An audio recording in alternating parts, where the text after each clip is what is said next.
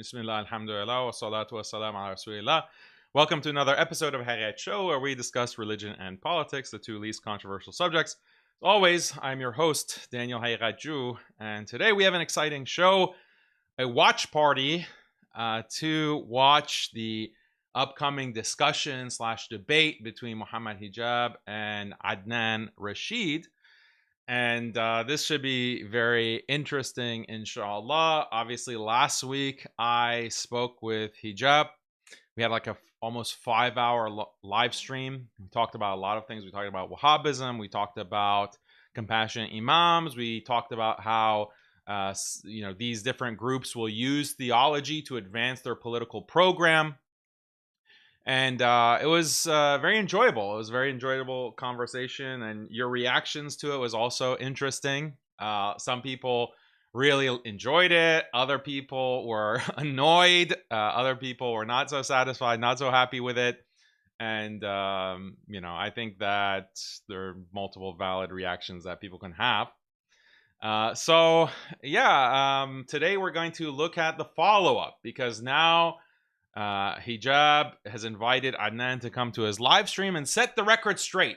All the lies of Daniel are going to be debunked by Adnan Rashid. And we're going to hear that and we're going to react to it, inshallah. And it's going to be a total destruction of Daniel's lies, as we've seen over and over again. You know that my lies always get debunked, is it not? My lies about the compassionate imams, their promotion of feminism and LGBT, that got debunked, right? My lies about COVID, that got debunked. My lies about women's empowerment, that got debunked, right? My lies about Wahhabism, that got debunked. My lies about, New Syria and Goilani, the CIA plant, that got debunked. Allying with the Shia, that got debunked. Iran, that got debunked. I'm just constantly being debunked by these geniuses out there, right? These geniuses are constantly debunking Daniel, the troublemaker, the fitna monger. Anyway, so we're going to see Adnan continue that long tradition in what should be a very exciting and interesting live stream. And it's supposed to start in about 30 minutes. But before the actual live stream starts with Hijab and Adnan, we're going to look at the history, what led to this conflict, what led to, obviously I'm not going to recap every beat of this, but the latest, like what really brought Adnan and Hijab into conflict. Why is this important? I want to present that for the next 30 minutes before their live stream starts. Before we start, don't forget to subscribe to the YouTube channel, of course, subscribe, and then don't forget to subscribe to our newsletter. The newsletter goes out every week, and it's useful. I'm getting feedback from people. They're saying that it's useful because it has like a really good summary of everything that has happened that week with Daniel and Muslim Skeptic, the articles that have been published. You can get a summary. You can decide like what is really worth your time to read, what's worth your time to watch. It's a really good resource in that sense. So the newsletter, subscribe, and you'll get an email once a week. And so I highly encourage you to do that. The link for the newsletter is in the description below. And be active in the chat, especially when the stream starts, because, it's hard. When they're talking, I don't want to over talk them unless there's an important point that I need to make. But I'll be showing your commentary. I'll be showing your commentary for the most part. And so you want to be active at that portion of the stream, inshallah. And I'll be also looking to make sure that the sound is okay. I sometimes have technical issues with my sound, and it's annoying, but such is life. Yeah, and hit the like button as well, inshallah. I think I'm going to have a stream later this week, actually, because there's a lot of things that have been happening. There's this new video that's being promoted by Amazon and Elon Musk. It's like the #1 on the Apple charts. It's this completely bigoted movie about killing Muslims, like a vigilante killer going around and shooting Muslims. You can watch it for free if you're into that slop. I haven't watched it. I've just seen some clips. And you have a lot of these right-wingers gooning over it, basically. They think it's the greatest thing since sliced bread.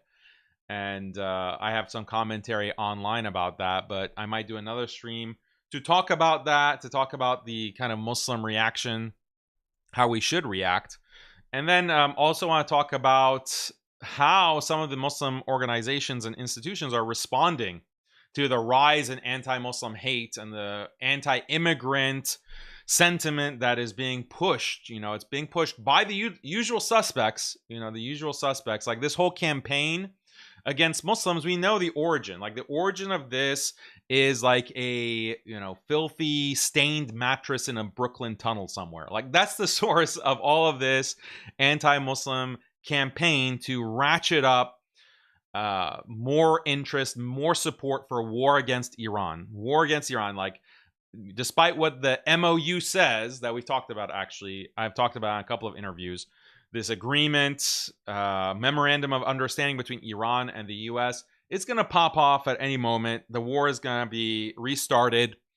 And Trump got the economic relief that he needed from Iran. Unfortunately, some of the people in Iran, the moderate faction led by Pezeshkian, President Pezeshkian, like they are idiots and they continue to make these massive blunders, contrary to the advice of the supreme leader, contrary to the sentiment of the majority of Iranians in Iran, and probably outside of Iran too. So anyway, we need more commentary on that, more analysis, and I've been going on these different podcasts and talking about it over the past couple of weeks. If you were on the newsletter, you would have seen, you haven't got the links to that, you have gotten summaries of that, but it's another reason to join the newsletter. Okay, let's do a rundown of this conflict between hijab and Rajid. I think it's important to understand the background. So if I can pull it up.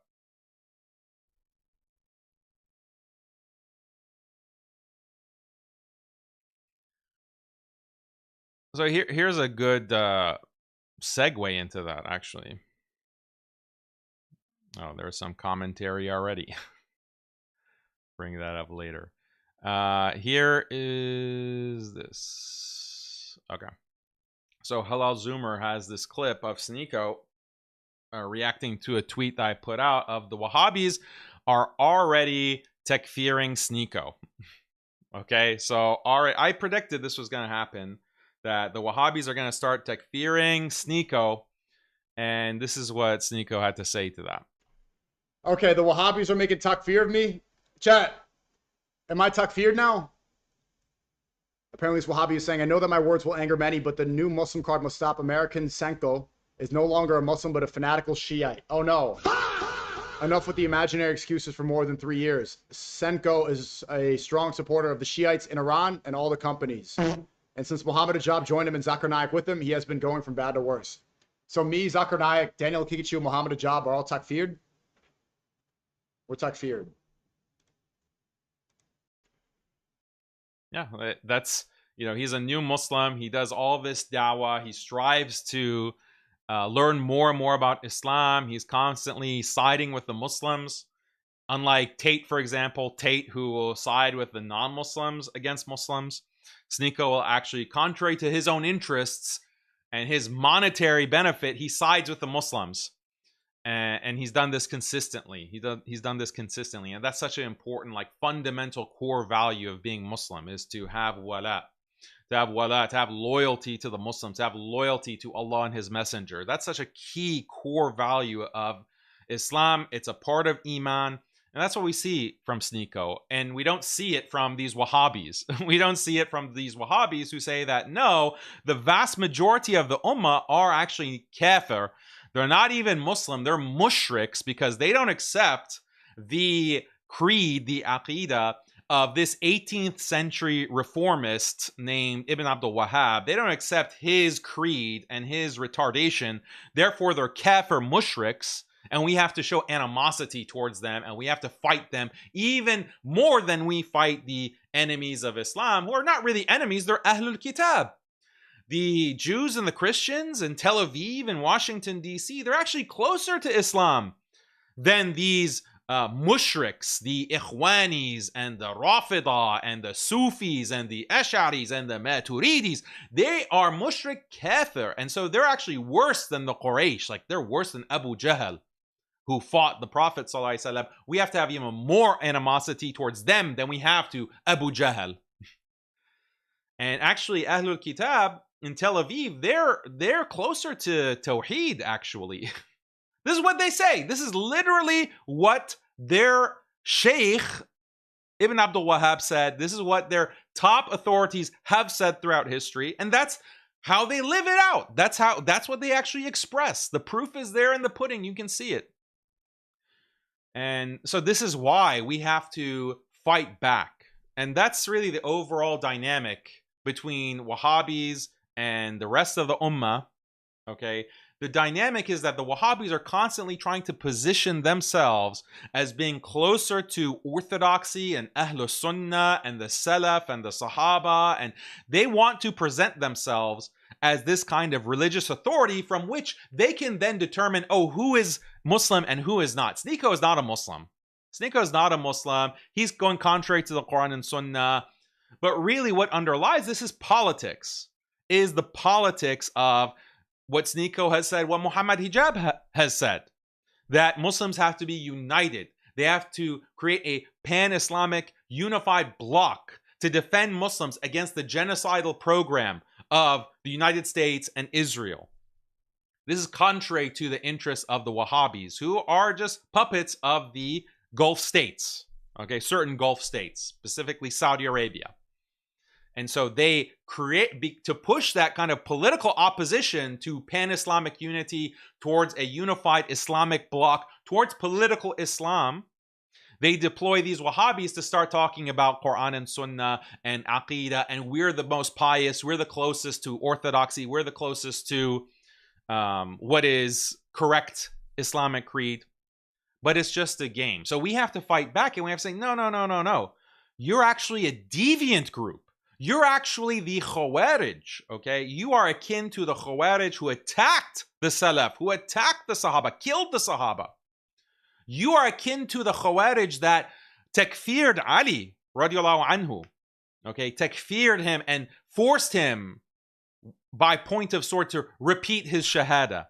That's what you are. That's what the Wahhabis are. You're not orthodox. And so we can't give them that ground because that's everything. That's how they're able to take control of masajid. That's how they're able to take control of online spaces. That's how they're able to get these positions at universities and different Muslim institutions. We have to fight back. We have to have an offensive. And I don't really see much of that, honestly. I don't see much of that from other factions, like from non-Wahhabi factions, unfortunately. But, Muslim Skeptic, the Muslim Skeptic Squad, all of you, we're going to take up that responsibility and we're going to do our due diligence because it's necessary. And part of this stream, like people are wondering, like, why bother? Like, oh, this is just a personal beef between Daniel and Adnan. Why can't Daniel get along? Like, enough of this retarded argument that you soy boys always deploy. Okay, you always make this argument when your favorite da'i or compassion imam comes into question. Oh, why can't we just be friends? Why can't we just all hold hands? Like, this is not a personal beef. Like, do you not understand the severity of these Wahhabis creating fitna, creating division, creating civil war? Do you not understand the cost of that? Do you not understand the impact of that? Do you not understand the Muslims that are being killed because of that? Look at what has happened to Gaza. Look at what's happening to the West Bank. Look at what's happening to Lebanon. Look at what's happening in Syria. All of this is continuous genocide, and it is perpetuated by Muslims not being able to defend themselves. And they cannot defend themselves because they are divided. Because they're constantly killing each other and fighting each other. And what is really exacerbating that? It is sectarianism.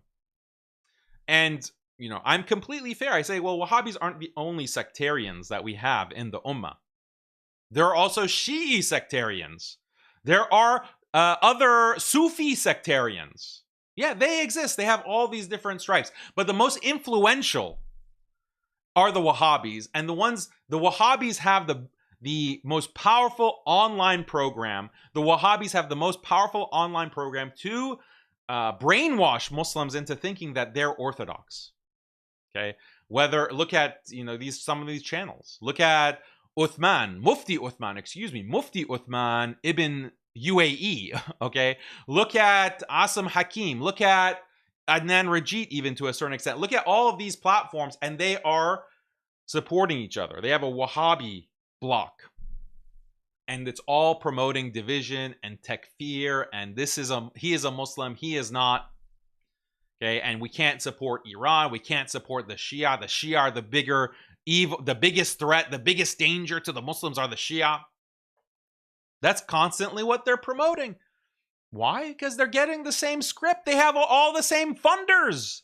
They have all the same backers. They have all the same network that they benefit from. And if you don't sign in, like, that's the deal that you make with the devil. And they tried to get me to sign that deal on multiple occasions. Okay? They said, and here's one example from a couple of years ago. Okay, just a few years ago. Remember the AIM conference, Authentic Ilm Mission? And they brought me on and they had me speak on liberalism and feminism and atheism at their conference with Uthman bin UAE, Uthman bin Dubai, and their whole crew.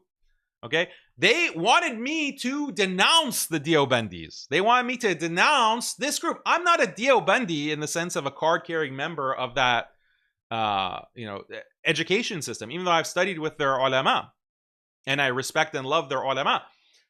They want me to denounce them. They want me to say, oh, they're actually deviant. I refuse to say it. I refuse to say it, and they kicked me out. First, they tried to shame me. They tried to humiliate me at their conference that they invited me to attend to speak. They wanted to humiliate me and discredit me there. It backfired. And then they want to have nothing to do with me. The idea is, hey, Daniel, if you want to be part of our conference and we're having this world tour, we're going to all these countries and all these cities and we're raking in all this money and you want to have an audience of 100, 200, 300 at our conferences and be featured with your picture and be called Sheikh Daniel. That's what they did, actually. They called me Sheikh Daniel at that first conference. I told them, no, that's not correct. I'm not a sheikh. Okay, and that's on record, actually. That's on one of the live streams. You can watch that, where I corrected them. I made a correction. I mean, it was said on camera. So you want that? Then you have to disavow the Deobandis. You have to disavow, and you have to say you're part of this group, and this is the only correct group. That's their game. That's their game. And many people make that deal, by the way. Many people make that deal. They sell out. They will become sectarian for the sake of money and access and this network and being promoted. So you're just selling your deen. You're selling your deen for the sake of shekels. So enjoy that, and see where it leads you. Okay, so let's go into some of the conflict between hijab and what's his face, Rajit. Yeah, and I shared on Telegram, people are also having an issue with me calling Adnan a prostitute, but, what other word is there for him, first of all? But it's not like he doesn't engage in that language. Much worse, okay? He's called me a muta prostitute. You're a muta prostitute. That's how he addresses me. He says, you keep prostituting yourself to the Iranian establishment. Okay, this is what he has been saying. So then people clutching their pearls, oh my God, Daniel's so mean. This is how the Wahhabis talk. He's takfired me, okay? He says he doesn't consider me a Muslim. He says I'm a 12-er Shia. He says I'm a 12-er Shia doing taqiyya. And then he says the 12-er Shia are kafir, mushriks. So this is clear-cut takfir. Okay? I am neither a muta prostitute for mullahs nor an Epstein client for Mossad. Okay? Like you, muta boy. So I'm a homosexual prostitute for the mullahs, according to Adnan. You present yourself to mullahs for mut'ah every day. Okay, so accusing me of being a homosexual. Okay, this is from January 8th. Where were the pearl clutchers then? Where the, oh my God, this language is unacceptable. Oh, how could he say that? Like, no, people don't talk like that in denouncing the Wahhabis. Because a bunch of them are Wahhabis. And then a bunch of them are just Daniel haters. So if Daniel says something mild, like Adnan Rashid is a prostitute for UAE. Why? Because he refuses to condemn them. When they commit a genocide in Sudan, they back the genocide in Sudan. When they ally with Israel, when they build Hindu temples, and you can't say one word of condemnation against the UAE, we're justified in calling you a prostitute of the UAE. We're justified in blackening your name because you are a fitna, you are a deviant, you are a khariji. We're justified. We'll continue to do it, inshallah. And so don't clutch your pearls and play the adab card and, oh, the adab police. Don't use this language. All right, so this is the conflict with hijab. Hijab comes out and he says, he goes on Sneako's live stream and he says that, yes, the Shia are Muslim and it's only a fringe view that says that they're not. It's only a fringe view that says that they're not Muslim. And furthermore, Muslims need to back Iran. We need to unite. We need to have pan-Islamic unity. This is what hijab says. And in addition to his critical comments against Ibn Abdul Wahhab, basically saying that Wahhabism leads to terrorism, that Ibn Abdul Wahhab and his followers were basically terrorists. We would recognize them as terrorists today. These comments, okay, so Rashid is reacting. He's saying that, okay, well, look, here are some confirmed 12-verse Shia beliefs. Okay, they're against the Sahaba and some of the Sahaba that they takfir, etc.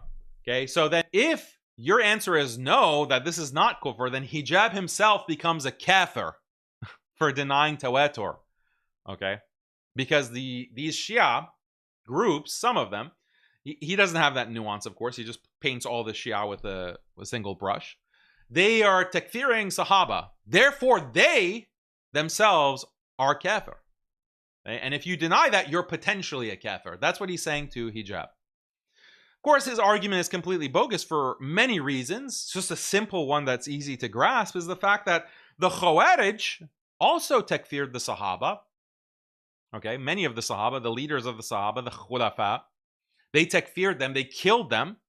But the Sunni Imams, Ahlul Sunnah, did not takfir the Khawarij. The majority did not. Some did, but the majority did not takfir the Khawarij. They said that they're still Muslim, they're deviants, they're Ahlul Bid'ah, despite the fact that they're takfiring the Sahaba, including Ali radiallahu anhu. So his logic doesn't make sense, and that's because he doesn't have any understanding of the usul of takfir. Anyway, hijab says, Adnan, I know what you really think about the Arab Gulf rulers according to your principles of takfir. Based on our conversations, I also know a lot more. Please hold your tongue and stop provoking me. Okay, so a threat. And of course, Rashid did not hold his tongue. Rashid did not hold his tongue. So this is another reply to that. Hijab says, hijab himself becomes a kafir if. Okay, so if you hold such a strong view based on your strict adherence to the dawah that you follow, why did you refuse my on-camera offer for a face-to-face discussion? Why remain cordial in person or on the phone, yet make extreme hypothetical chains of takfir publicly? And if I become kafir for this, do you make takfir of the Arab leaders who allowed Hindu temples to be built in their country? Answer directly. Okay, so hijab, like, it was very clear, and I think that in my discussion with hijab, like, he kind of downplayed this, but in the actual conversation that he had with Rashid on Twitter, he understood what Adnan was saying. Adnan is saying that you're a potential kafir. And that's a very serious charge to make. And he attributes, hijab attributes that to this dawah that you follow, meaning the Najdi dawah, meaning Wahhabism. Okay, you're making this extreme hypothetical chains of takfir publicly. It's extreme. So that was the tenor of it between hijab and Rajit. By the time I talked to hijab, they had talked privately and resolved the differences. And so hijab ended up deleting these things. But this is not something that is a personal beef. Again, I'll have to emphasize this. This is not a personal beef between hijab and Adnan. It's not something that you can say, okay, now it's just private. Because you're talking about very important issues that affect the ummah. And these Wahhabis, when they come out, when Rajit comes out and says, you're a potential kafir, that's a serious thing. That's an extremely serious thing. It's coming from this rotten mindset, this rotten deviant core of Wahhabism. That is in the public's interest, in the Muslim interest, to understand this and to see the Wahhabis for what they are. You can't just sweep that under the rug for the sake of your personal friendship. No, this is something. Tomorrow, this scumbag, this prostitute is going to start takfiring other people. He's takfired me. He's going to start takfiring the next person. Sneeko might be next. And you might say Sneeko is a potential kafir. Doesn't Adnan's tweet apply to Sneeko as well? Isn't Sneeko a potential kafir as well? Calling for unity with the Shia. Many become potential kafir according to this Wahhabi's logic.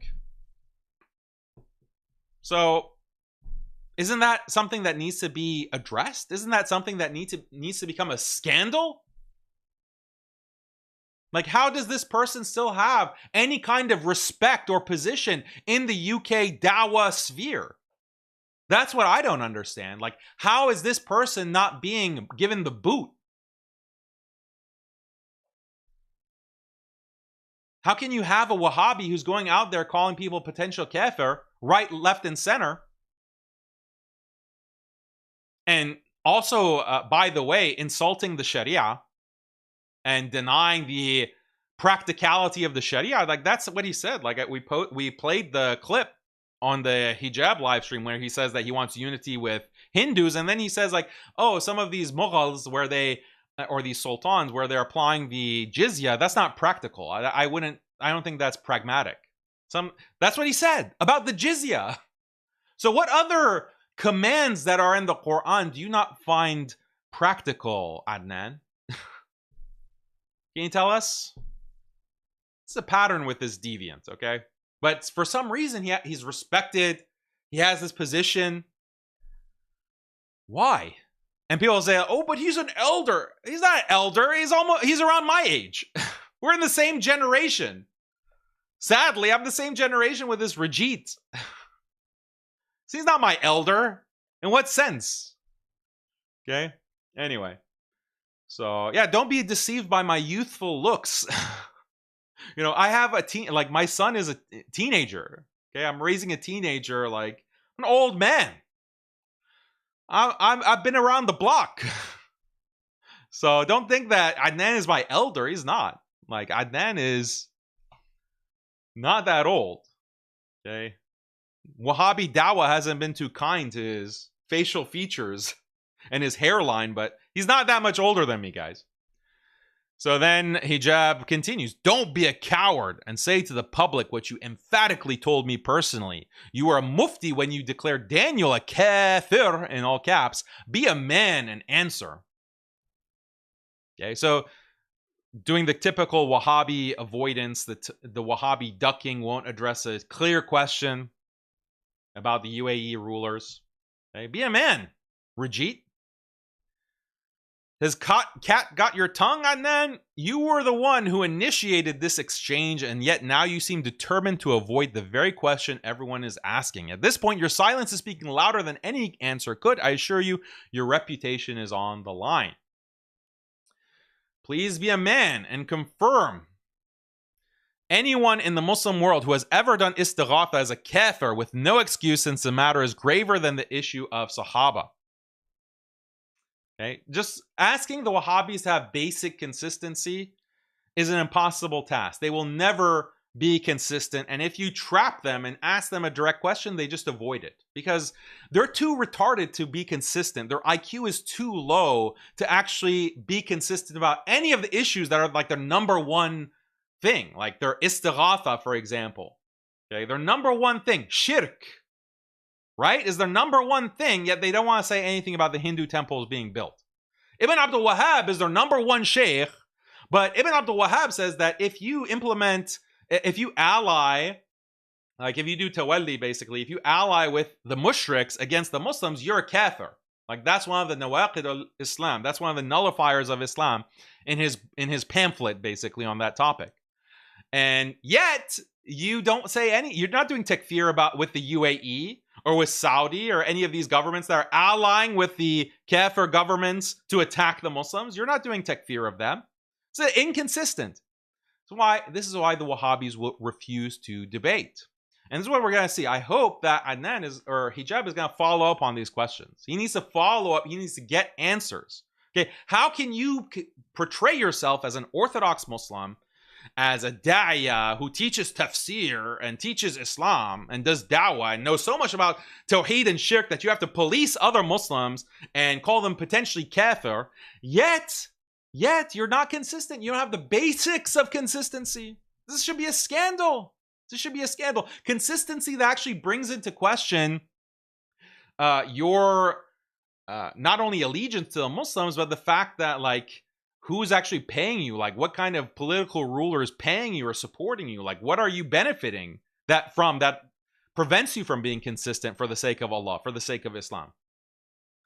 You see, this is what happens when coin collectors get involved in discussions they're unqualified to answer. Okay, so this is where Hijab called him a coin collector. Okay, shekels are coins as well. So shekel collector, I think, is also an interpretation of calling him a coin collector. He's collecting the coins. Okay, Hijab is a smart guy. He knows that there are double meanings to things. To call someone a coin collector, okay, has a certain implication, a certain connotation. Okay, and he says that they're unqualified. Please stay in your lane, Adnan. You are good at Indian history and not bad at Christian polemics. Yeah, you're not bad at Indian history when you're saying that the jizya is not pragmatic or practical to implement. That's really good Indian history. Keep out of this stuff. You don't know what you're talking about. We both know that is not your position. If Ibn Abdul Wahhab was alive today, do you think that he would tolerate the building of Hindu temples if he killed people for much less? Answer the question. Do you or do you not hold the rulers of the Gulf to be kafir by the literalist, ultra hardline principles you preach, the Wahhabi principles? You know your answer, and so do I. So why do you keep running from it and trying to lie and lying to the public about it? You have no difficulty hurling takfir at Iran. You did it loudly, endlessly for the whole world. So be a man of one standard, not two. But you'll not, will you?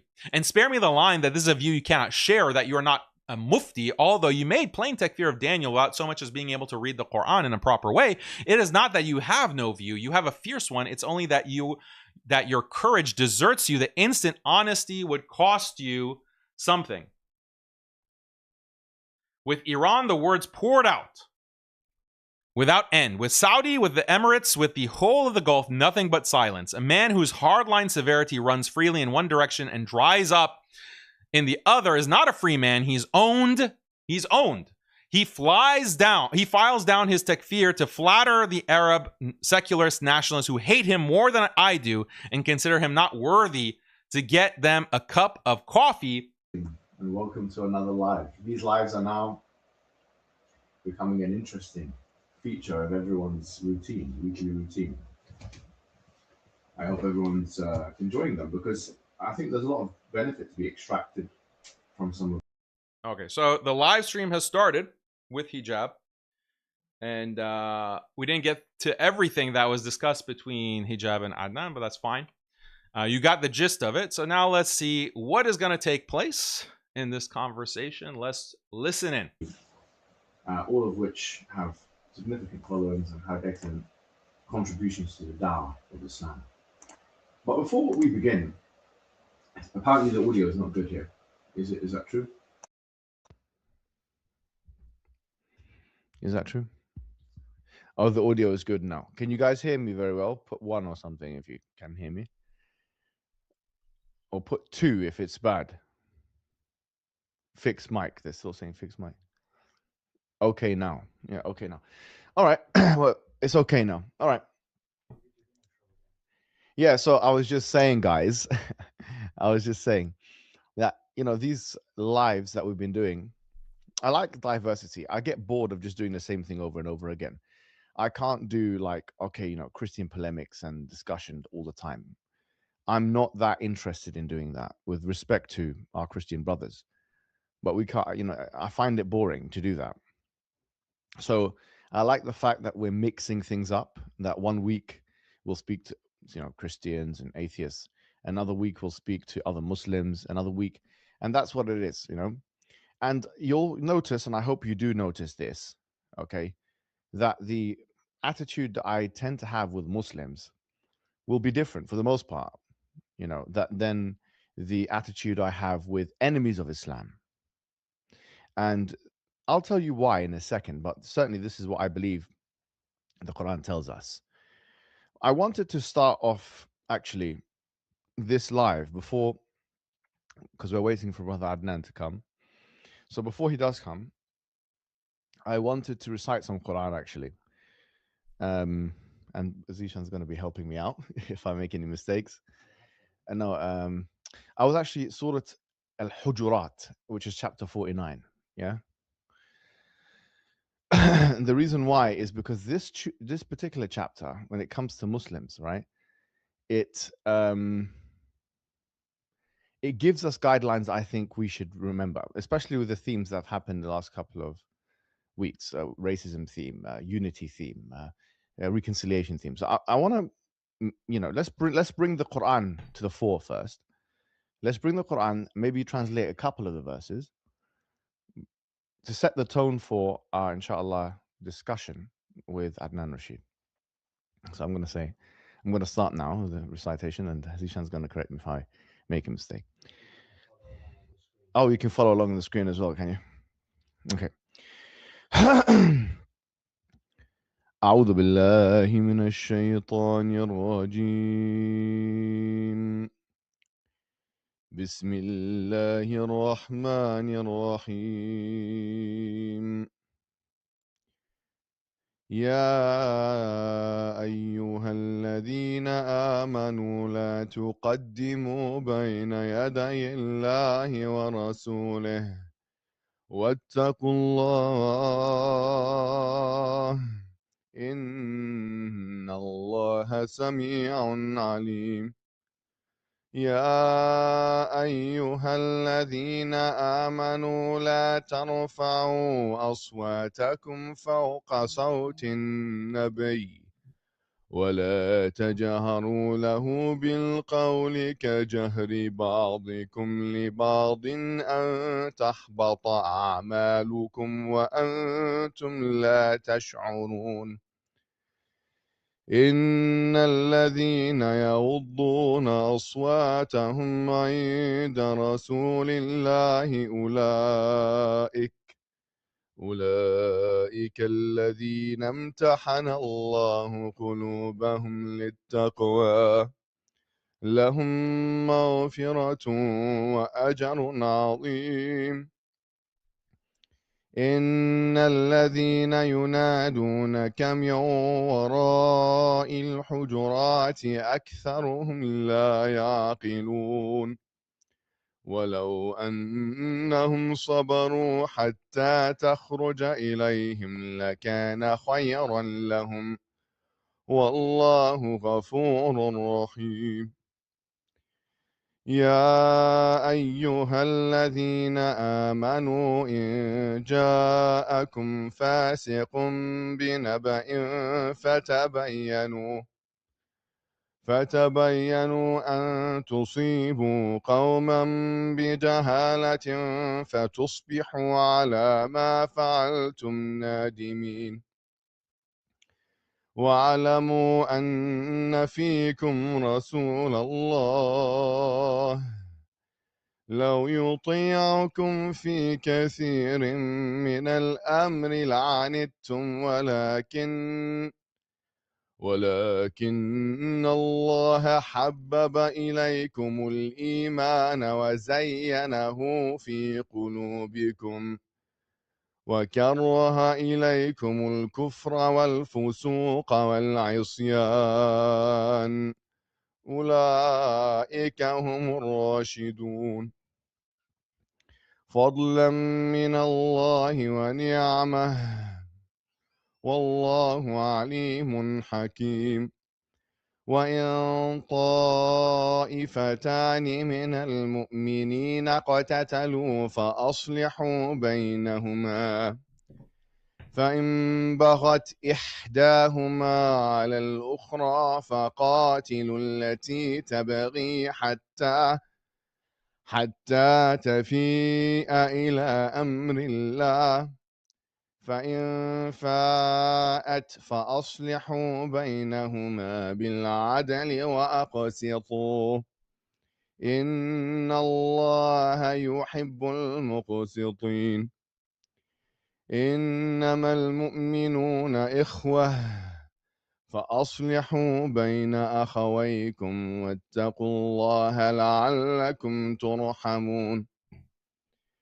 يا أيها الذين آمنوا لا يسخر قوم من قوم عسى أن يكونوا خيرا منهم ولا نساء من نساء عسى أن يكن خيرا منهن ولا تلمزوا أنفسكم ولا تنابزوا بالألقاب بئس الاسم الفسوق بعد الإيمان ومن لم يتب فأولئك هم الظالمون يا أيها الذين آمنوا اجتنبوا كثيرا من الظن إن بعض الظن إثم ولا تجسسوا ولا يغتب بعضكم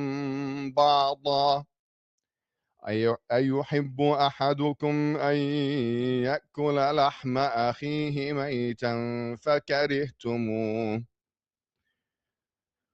واتقوا الله إن الله تواب رحيم يا أيها الناس إنا خلقناكم من ذكر وأنثى يا أيها الناس إنا خلقناكم من ذكر وأنثى وجعلناكم شعوبا وقبائل لتعارفوا إن أكرمكم عند الله أتقاكم إن الله عليم خبير قالت الأعراب آمنا قل لم تؤمنوا ولكن قولوا أسلمنا ولما يدخل الإيمان في قلوبكم وإن تطيعوا الله ورسوله لا يلتكم من أعمالكم شيئا إن الله غفور رحيم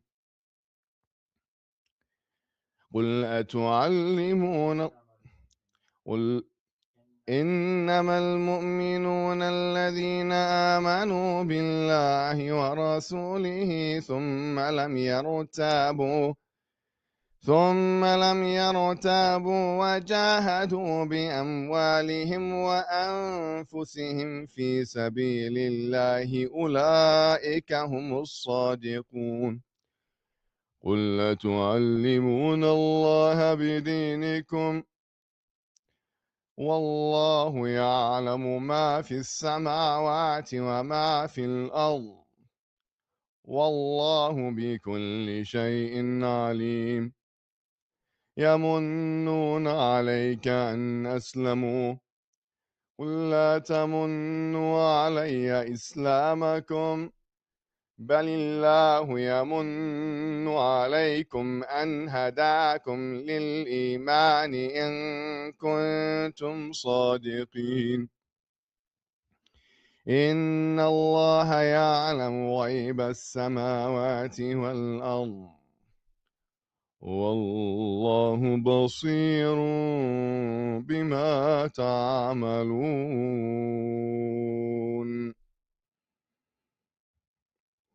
This is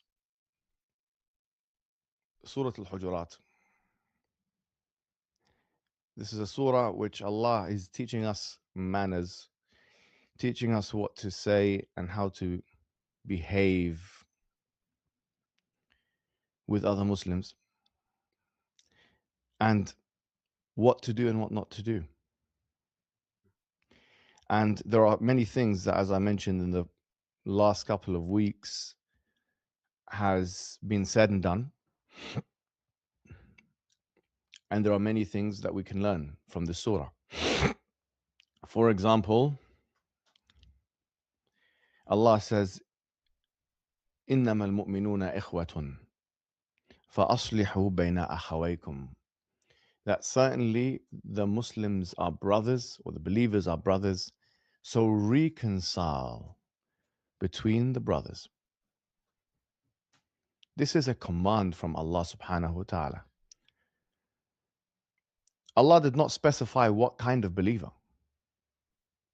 The believers are brothers. And another verse in Surah An-Nisa, وَالصُّلْحُ خَيْرٌ وَحُضِرَتِ الْأَنفُسُ الشُّحَّ. That reconciliation is good, but human beings are stubborn. So it is all about swallowing one's ego, not thinking that one is better than another Muslim. And I'm not directing that at any particular person here. I'm just giving this as my own nasiha to myself, actually, and trying to create reconciliation between the brothers, because the cause is bigger. Okay, as we've mentioned many times, we've in the last 100 years, more than 20 countries, Muslim countries, have been killed. People being killed, decimated, annihilated, eviscerated. Millions, actually, of Muslims, and it's because of a lack of unity between the Muslims. The surah that I mentioned also talks about racism. And you know, it does so in a very subtle and beautiful way. Because if you pay attention, Allah says, يَا أَيُّهَا الَّذِينَ آمَنُوا لَا يَسْخَرْ قَوْمٌ مِّن قَوْمٍ عَسَىٰ أَن يَكُونُوا خَيْرًا مِّنْهُمْ وَلَا نِسَاءٌ مِّن نِسَاءٍ عَسَىٰ أَن يَكُنَّ خَيْرًا مِّنْهُنَّ. That, oh, you who believe, do not يَسْخَرْ قَوْمٌ, do not mock another group. That maybe that other group is better than them.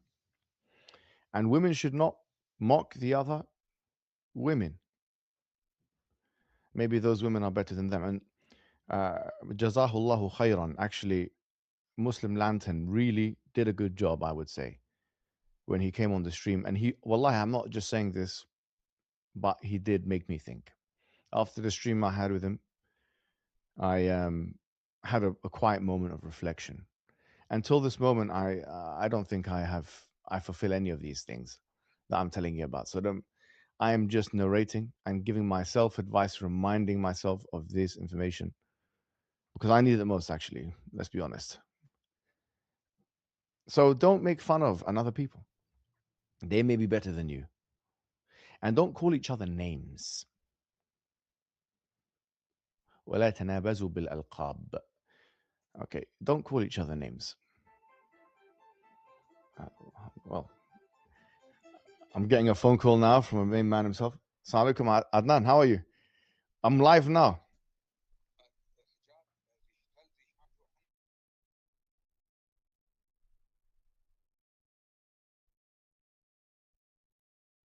I mean, the message is very relevant to the Wahhabis. Why do they attack the Shia? Why do they attack the Ash'aris, the Maturidis? Why are they constantly attacking and denouncing, takfiring? They're like that's exactly what Adnan is constantly doing. That's what he's constantly doing, creating disunity and the entire Wahhabi network. So, so the ayat, mashallah, that Hijab recited so beautifully is very relevant to Wahhabis, and that's what he's trying to get them to understand. He's trying to get them to understand the importance of unity from Surah Al-Hujarat. So, but will they learn? Will they cease? Like, will they cease causing fitna and division? If not, then they need to be put in their place, and their names need to be blackened. Like, that's the requirement for Amr bin Ma'ruf wa Nahi anil Munkar, enjoining the good and forbidding the evil. When they are violating the interests of the Muslims and going contrary to Islam, it's not like, oh, okay, well, we shouldn't criticize them, we should be unified. That's not what Islam calls for, actually. This is a existential threat that the Muslims are facing with Israel, with the United States. And so they have to be punished. So guys, I was just trying to sort out the time. thing with Adnan because he's trying to getting onto the stream. So I was giving myself advice, and everyone with me, whoever wants to hear it, that Allah is giving us advice that don't mock people, don't mock especially here the believers, right? You know, don't mock بئس الاسم الفسوق بعد الإيمان. Don't call each other names. And then Allah mentions in the next page, just immediately afterwards, He says, you know, يا أيها الناس إنا خلقناكم من ذكر وأنثى وجعلناكم شعوبا وقبائل لتعارفوا إن أكرمكم عند الله أتقاكم. That we have created you from one male and one female. We've made you into tribes and nations so that you may get to know one another.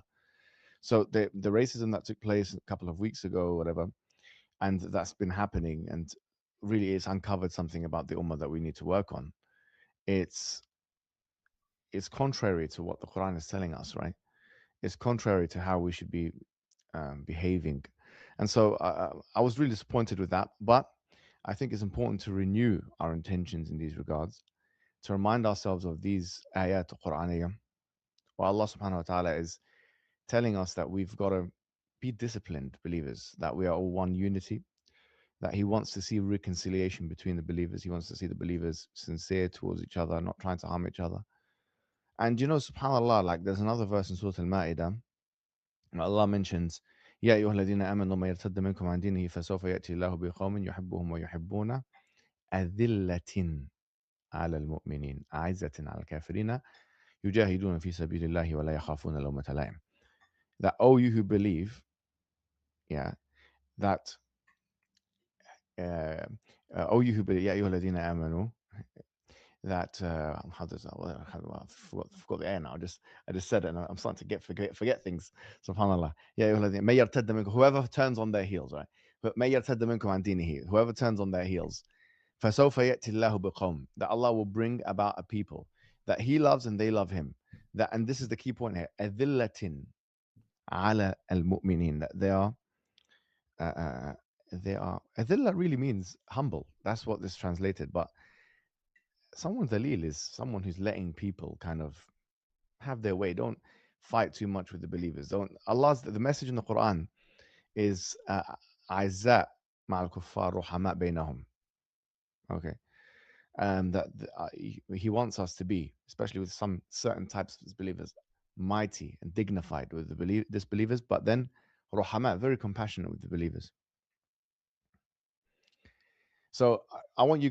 Wahhabism teaches that majority of people who call themselves Muslims are actually disbelievers. That's why they're calling hijab the N-word. Like, did any of these Christians call hijab the N-word? Did any of these Christians like attack his Islam?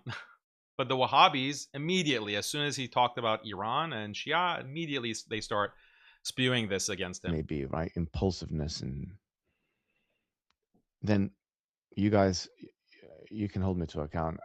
I'm sure my brother's already doing it. My friends are already doing it. Don't follow that behavior. Look, I'm going to tell you what I tell my kids, guys. Wallah. And I just want to say this to you guys. I've got too many flaws. Okay. And so I'll be honest. Sometimes I got so many flaws that I just feel wrong even speaking about religion, even mentioning religion. I have actually considered not talking about religion. I've considered just making it about activism and stuff because of the amount of flaws, personality flaws. And no matter how much I try, I'm not at the level where I want to be. And you guys know my character flaw. You guys know me. You guys actually do know me. You've known me for 10 years. I've been online for 10 years. I'm the kind of character that can't hide how he feels, you know. And you guys know me now. I feel like you guys know me. I can't hide it. You've seen me do everything. You've seen me fight in a cage. You've seen me debate. You've seen me shouting, laughing. There's there's only a few things you guys have not seen, right, of me. That's the honest. That's the truth. You guys actually know me, right? So I can't fool you, and I can't fool the public, Muslims and non-Muslims, and whoever's seen it. You know what my flaws, my weaknesses are. So we all have to try and work on that. And as I said, honestly, wallahi, and I just say this as the final word before I bring Brother Adnan on. I think that it's time. I really do. I think it's time that we unite as an ummah. And I want to make this very clear for everyone because I keep saying the same point, but no one seems to register it. When I say unite, I don't mean uniformity. Unity is different to uniformity. And I'm not saying we should all, as I said this last week, meet in the same restaurant in the same time every week and have lunch every day. I'm not making these points. I'm saying that there are big causes that we have to now sort of understand that if we contradict each other on those causes, like Palestine, for example, that is the prime example, okay? Then people will get hurt because of us.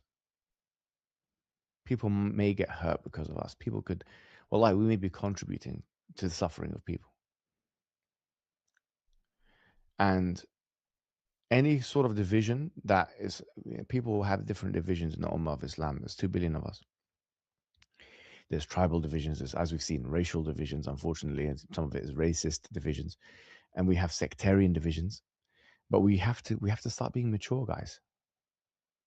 We have to start knowing how to navigate those and work together because wallahi, if we don't, we'll get hurt. We're going to get hurt. Your kids are going to get hurt. Your grandkids are going to get hurt. They're going to be, even in the West, you think you're safe in the West? Look at the far right, how it's rising. You think, okay, yeah, I'm in the West. Palestine's far away. No, no. All of it is connected. Okay, you're going to get hurt. I'm going to get hurt. We're going to get hurt. That we need to unite. Not unite in the sense of, like I said, combining the aqaid and aggregating the beliefs, or even suggesting that the differences between creedal schools or whatever it may be are unimportant.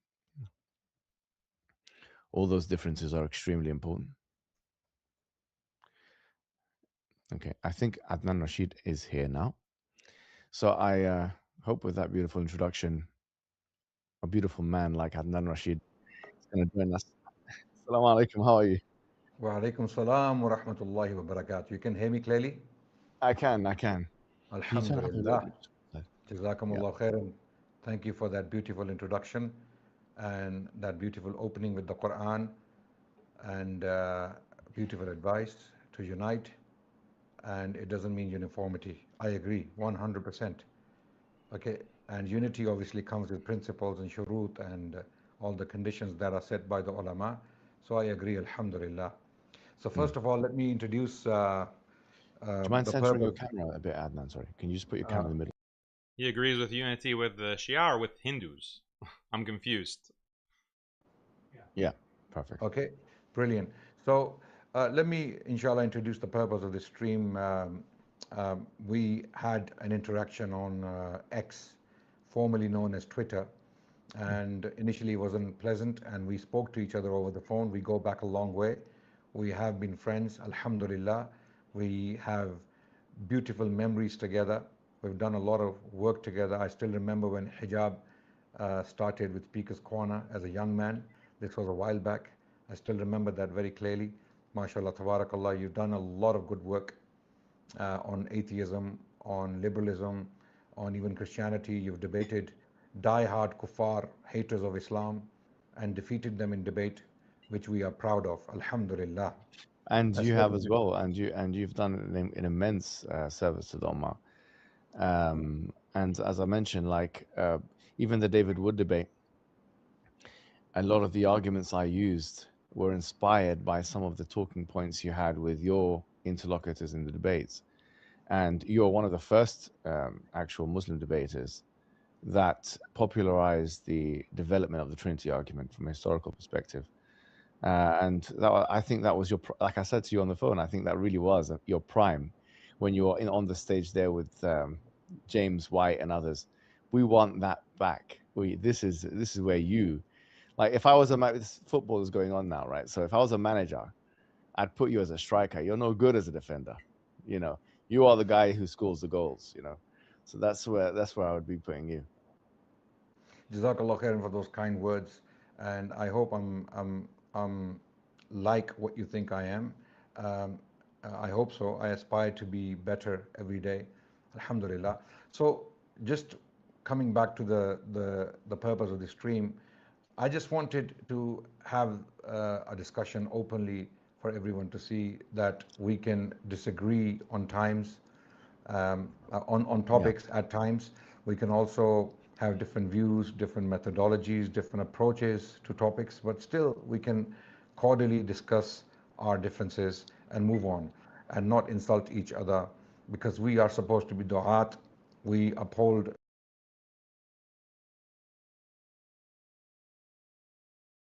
we must aspire to do things in the best way possible. Like Allah subhanahu wa ta'ala commanded in the Quran, A'udhu billahi minash shaitanir rajim, Bismillahir Rahmanir Rahim, Ud'u ila sabili rabbik bil hikmah wa maw'izatil hasana wa jadilhum billati hiya ahsan. So Allah subhanahu wa ta'ala has commanded us to do this with non-Muslims. So how about Muslims? So we have to be kind to each other. So, without taking too much time, I really want to thank you and your team for this opportunity to address the audiences out there. Whether they like us or not, there are people clearly they don't like you. There are people who don't like me. There are people who don't like others, right? And we don't want people to hate us. We don't want people to dislike us. We want people to understand us. We want people to understand why we disagree so strongly with their perspectives. And there's no problem with that. You don't have to call me names. You don't have to call me swear words and curse my mother just because you don't like what I'm saying or what I stand for. Don't accuse me. Ask me for clarity. Ask me why I hold certain positions, and I will explain. And I try my best to put my words out as clearly as possible. You know me, Brother Hijab. You've known me for years. I don't bite my words. I don't hide my views. I say what I believe. And I've been through a transition as well. There has been a process of my learning over time. For the last 25 years, I've been learning, and every day I learn something new, and that goes for everyone. So in that light, I think we should proceed and discuss some of the differences we had, and inshallah iron them out. And if we agree, we agree. If we don't agree, we don't agree. No problem. Alhamdulillah, you are my Muslim brother. I don't want bad for you. Firstly, I would like to address a very pressing topic, that is insulting people's ethnicity, their background, or their color, skin color, just because you don't like what they're saying. So anyone who's been insulting you, calling you all those names on X and anywhere else for that matter, I absolutely abhor and condemn all of that. What about calling people muta boy or muta prostitute? Homosexual muta with mullahs. That's okay though? Influential, whether it's someone important, anyone who calls you names just because they don't like what you're saying, okay, is absolutely abhorrent. Are you listening to this? I mean, it's not just like I'm a North African. I mean, I'm not black. I wouldn't. They call me Majusi because I have an Iranian background. The Wahhabis calling me Majusi. ADNAN piles on that. No, but no, what I mean is, what I meant is, like, imagine I'm being called the stuff that I was being called, right?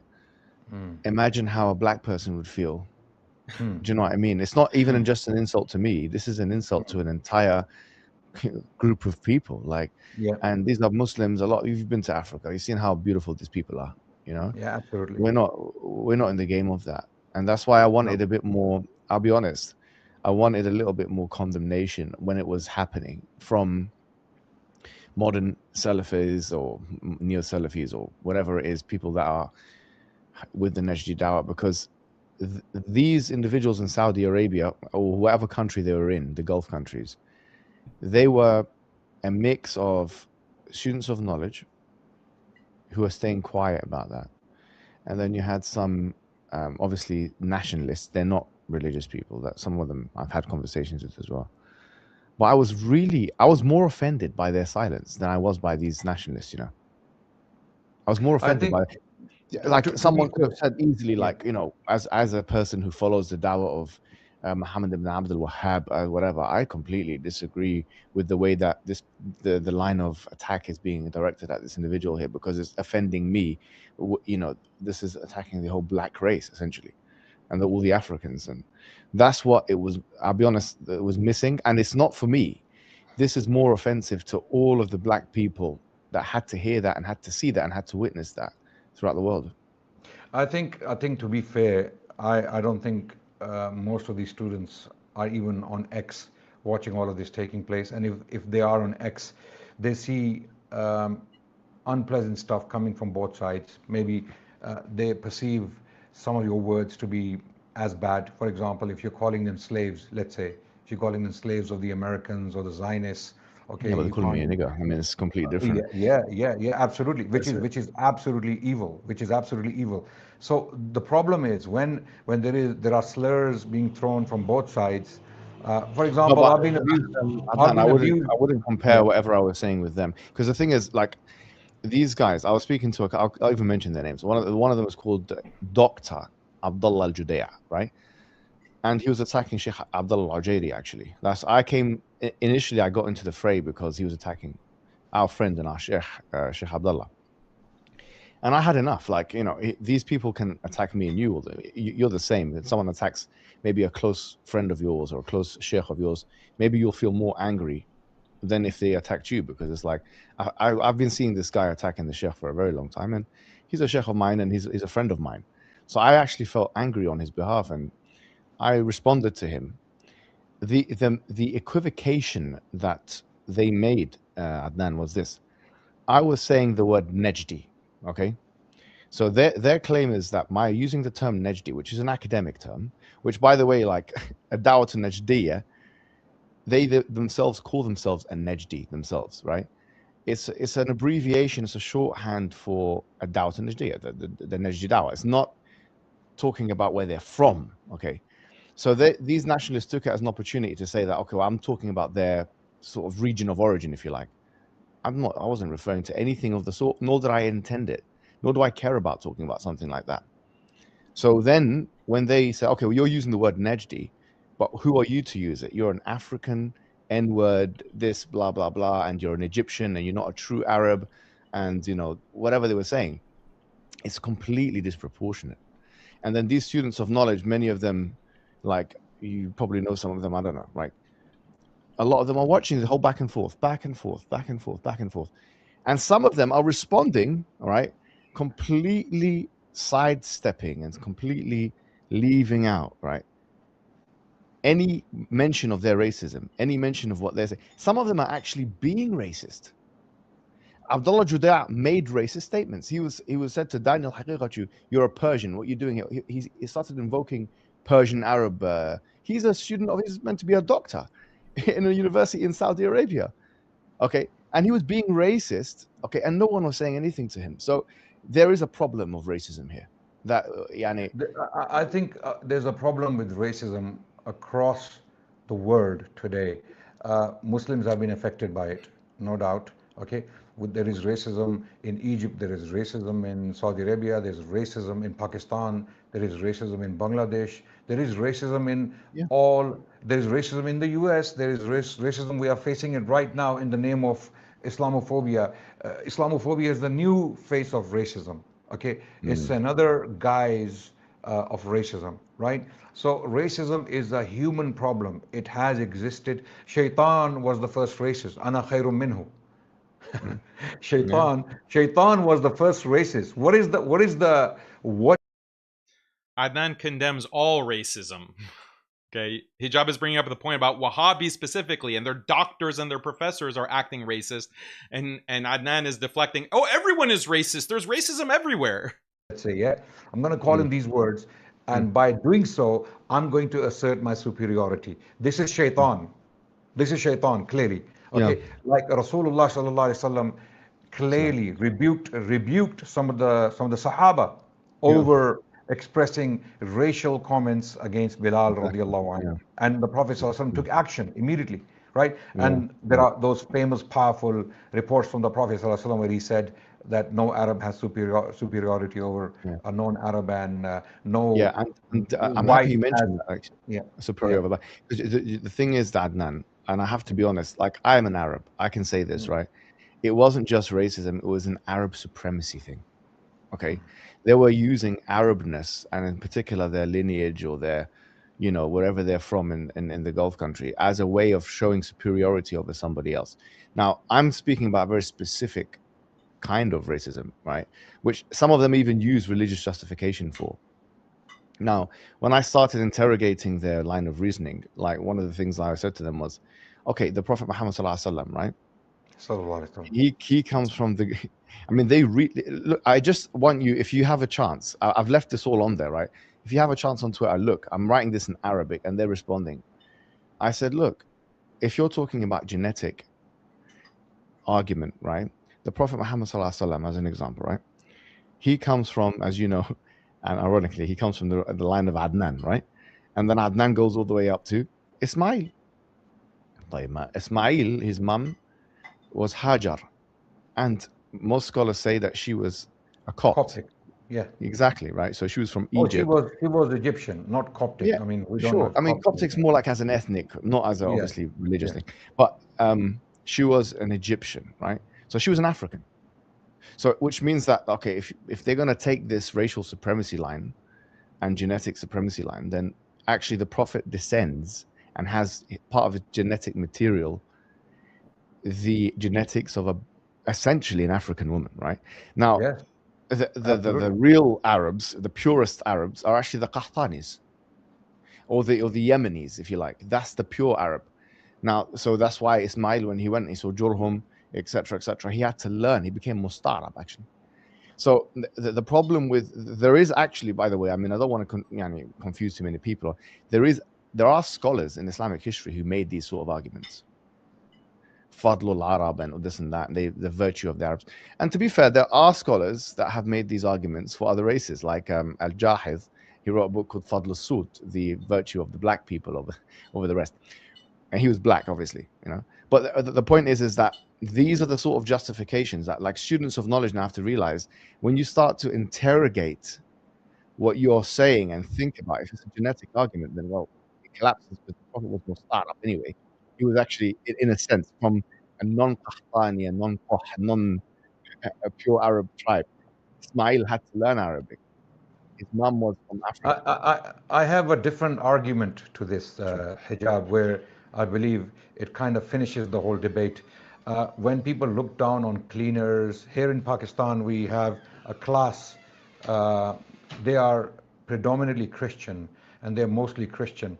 I mean, the point that Adnan is trying to distract from is that Hijab is claiming that Wahhabism is only tolerated because of Arab supremacy, Arab nationalism. That was his original point, actually. And Adnan is trying to distract from that and talking about, oh, everyone has racism. Like, this is taking away from the fact that Wahhabi ideology and the actions of the Wahhabis would be seen as the worst kind of terrorism, and the only reason that it's tolerated or seen as Ahlul Sunnah is because of Arab supremacy, Arab nationalism. Okay, by that virtue, they are ashraf, they are sayyids, right? And if they are, we are all, we believe this. This is our belief that we are the children of Adam alayhi salam. So by that virtue, everyone's special. Okay, we all descend from a prophet of Allah. That's beautiful. For some reason, people have started calling me. So I have to drop these calls. I do apologize if you see a small glitch in the middle. So this is the end of the debate. Your video can you see? Yeah, it's better now. Yeah. Yeah. So Adnan, on that point, then, so we've So covered that ground. What I wanted to do is, because obviously I had Daniel on last week. I think it's only fair.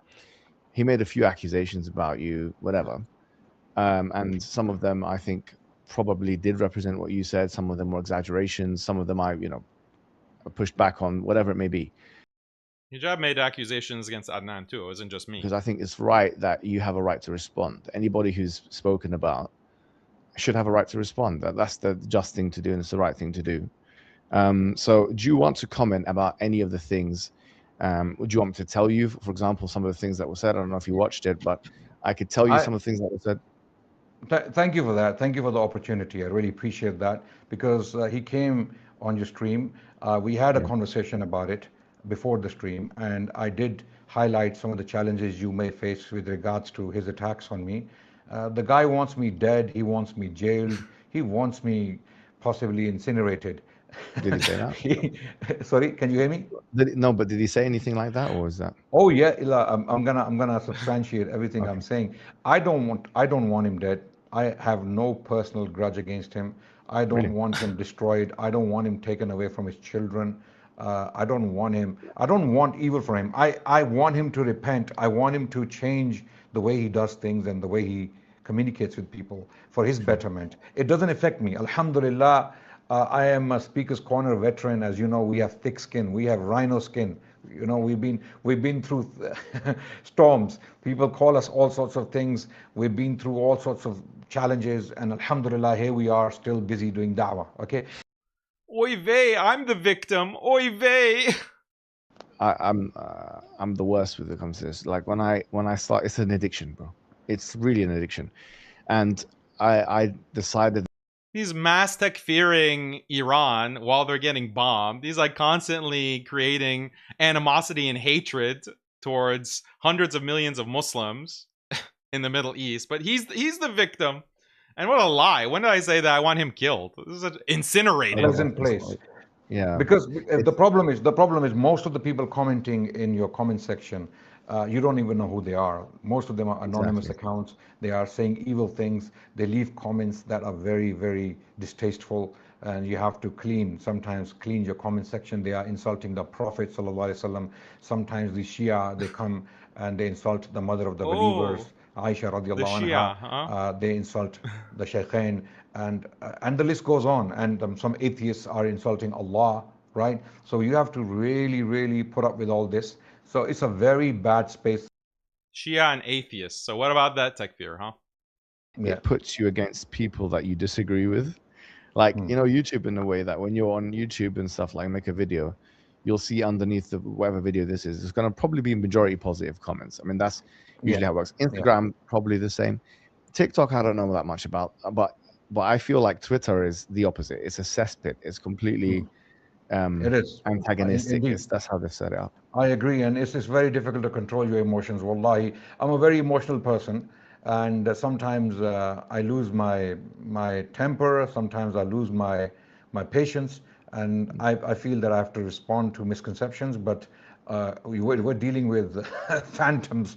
We're dealing with unknown entities, right? No, but I think it's quite brave of you to admit that, sometimes, because some people are completely not self-aware.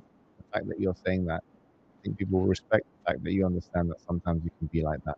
That's good. So coming back to Daniel Hakikaju, because he came on your stream and hundreds of thousands of people are watching these streams, and he outrightly lied about me. Okay, when I use the word lied, I'm very responsible about it, and you will hopefully agree with me when you see the evidence. We will, to cut to the chase, we will play his clips, and we will show the evidence to the contrary, where he's accusing myself and Brother Fareed from Bahrain with all sorts of evil accusations.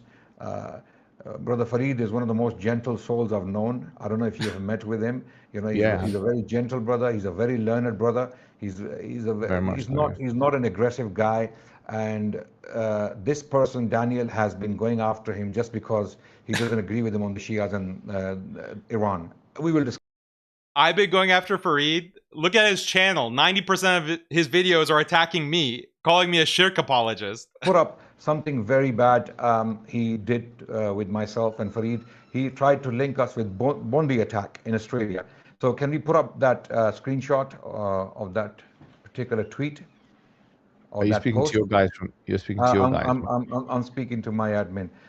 That screenshot of the Bondi attack, where he discussed the Bondi attack. So he said the Bondi attackers were Wahhabis. Adnan and Fareed are Wahhabis. Therefore, they are in some way connected. He posted this. Now, this is, you do this when you want someone dead, you want someone completely wiped out from the face of the earth. You don't want them to live, right? You don't lie like that against someone. I've never done that to him, although he has What? done worse things that I will show.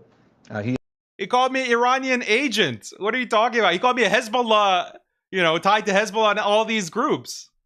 Screenshot. If you don't have it, you can send it to my WhatsApp and I can put it up if you want. The problem is I'm streaming live from my phone, sending stuff to your WhatsApp. Is it coming? Has your team received any screenshot? Is it there, team. brothers? Yeah. Oh, his team hasn't, but your guys haven't put it up, unfortunately. Okay, let me see what they're doing. Yeah. But what you can do, you can send it to us and we can put it up. You can. You know. I'm gonna do it right now. Just give me 1 second. Sure.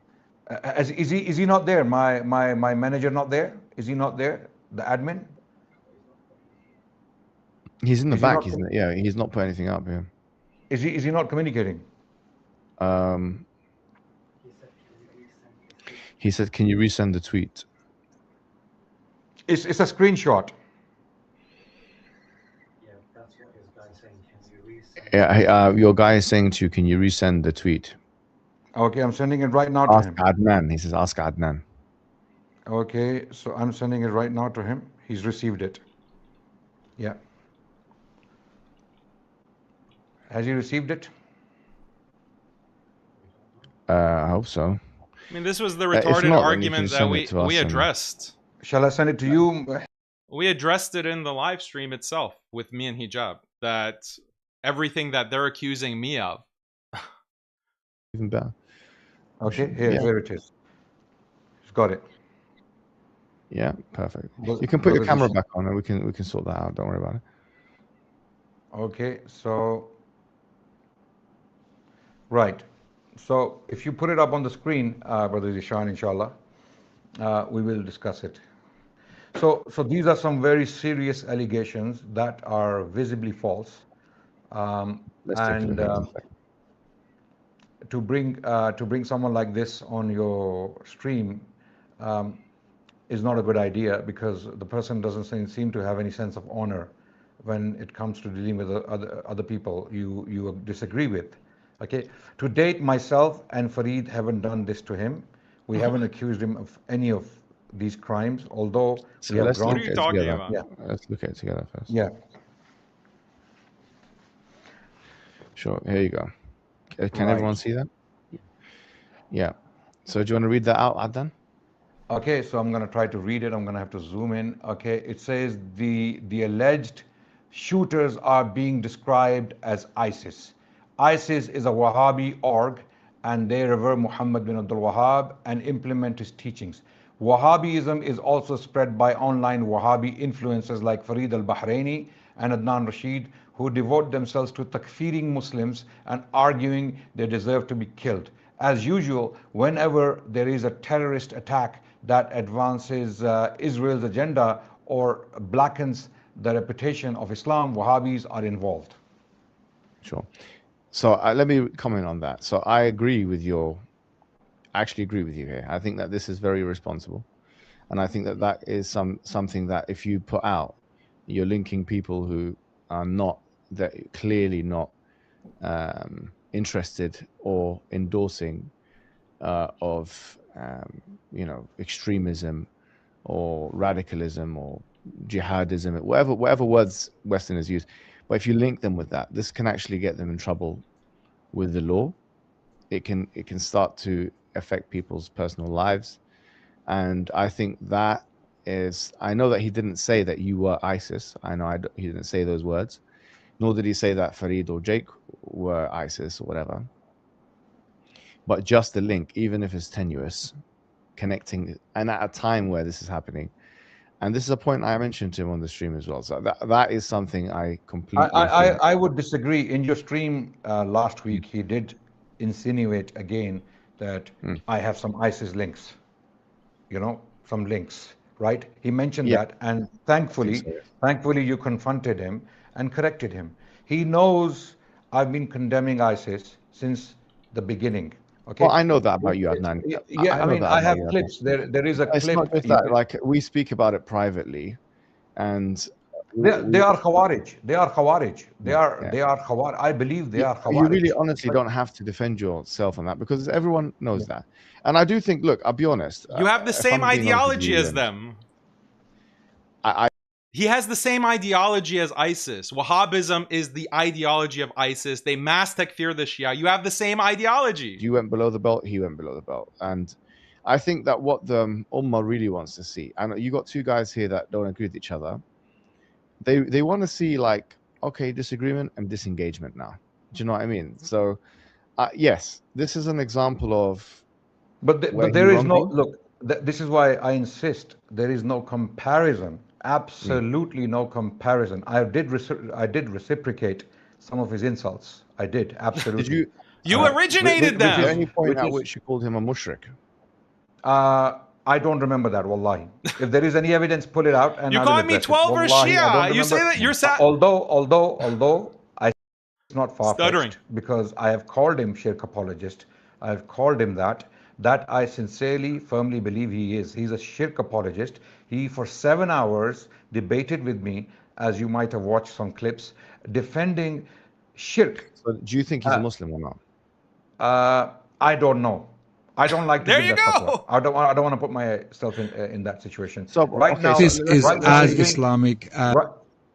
Sorry, Adnan, before you continue, let's stick with that. I think that's quite important, actually, because if you were to make takfir of him, right? Or let's say, I don't know. I'm not saying you that you are, but let's say you have you're still sort of don't know whether he is or not, right? Would it be on the basis of his position of istighatha, or which position exactly would it be? No, absolutely not. I wouldn't make takfir of him. I don't put myself in that situation. What's making you doubt his Islam? You call me 12 or Shia. You say I'm a Shia doing taqiyya. I don't know. Because he I don't know. Demonstrating now he doesn't know. Behavior which is very, very unpredictable. He openly defends shirk. Okay, he belittles it. We were discussing making dua to Isa alayhi salam. He made this argument. Making dua to Isa alayhi salam, I am not sure is 100% shirk. That's what he said. I'm being very clear. Many Sufis make the same sort of arguments. Okay, let's put the Sufis aside, because Sufis come in different categories. Completely misrepresenting what I said about it. There are different types of Sufis in the world. There are classical Sufis, and there are recent Sufis, and there are postmodern Sufis. Okay, we have likewise other groups, right? Let's discuss this person. This person, he said, I am not 100% sure if making dua to Isa alayhi salam for healing is shirk. I don't think his view is that he's intrinsically going to grant it. I think he's probably thinking of some kind of istighatha or some kind of tawassul or something. That's his problem. I'm saying, stop lying. You're a liar. Prophet sallallahu alaihi wasallam, ad-du'a huwa al-ibadah, or ad-du'a mukh al-ibadah. Okay, this is very clear. Ad-du'a, and Allah subhanahu wa ta'ala states in the Quran in Surah Jinn, A'udhu billahi minash shaitanir rajim, wa anna al-masajida lillahi fala tad'u ma'allahi ahada. Okay, Allah, you cannot call upon anyone. The word here is tad'u, okay, which comes from the same root word as dua, right? And the Prophet has said, ad-du'a huwa al-ibadah. So if you make dua to Isa alayhi salam and ask him for healing, okay, this is shirk. So the thing is, this is where we have to kind of. I don't make takfir of. I don't say you're not making takfir of him, but I just want to make this point. Is that okay? So, you know, you got the asl of hukum, and then you've got tanzil of it, right? So, I understand the viewpoint very well. I understand exactly what you mean, and if someone actually believes that, you know, Isa alayhi salam is actually going to give you intrinsic, he has the intrinsic or thing, then that person probably is a mushrik actually. But that is not, from what I remember, exactly what he said. So, well, I think he did say something like, you know, he's trying to talk about istighatha in the sort of same Sufi way. Now, the fact is this, is that there's many scholars in Islamic history have held this opinion. He made a specific statement. I don't want to drag it too long, but he made a specific statement that I was addressing. He said, if you make dua to Isa alayhi salam for healing, considering him a prophet, not Allah, like Christians. Have you got the exact quotations? I have the clips. They're online. They went out. Hundreds of thousands of people watched them, and I confronted him on this, that you made this specific statement. The statement has been explained 1,000 times. Okay, he's a liar. Okay, this guy is a liar. He's scum. Typical Wahhabi tactics. Outside of Islam, I leave that to the ulama. It's up to them. There is a tweet in which you say that Daniel Haqiqatu is a 12er Rafidi or something to this effect. You believe he's a 12er? I absolutely said it.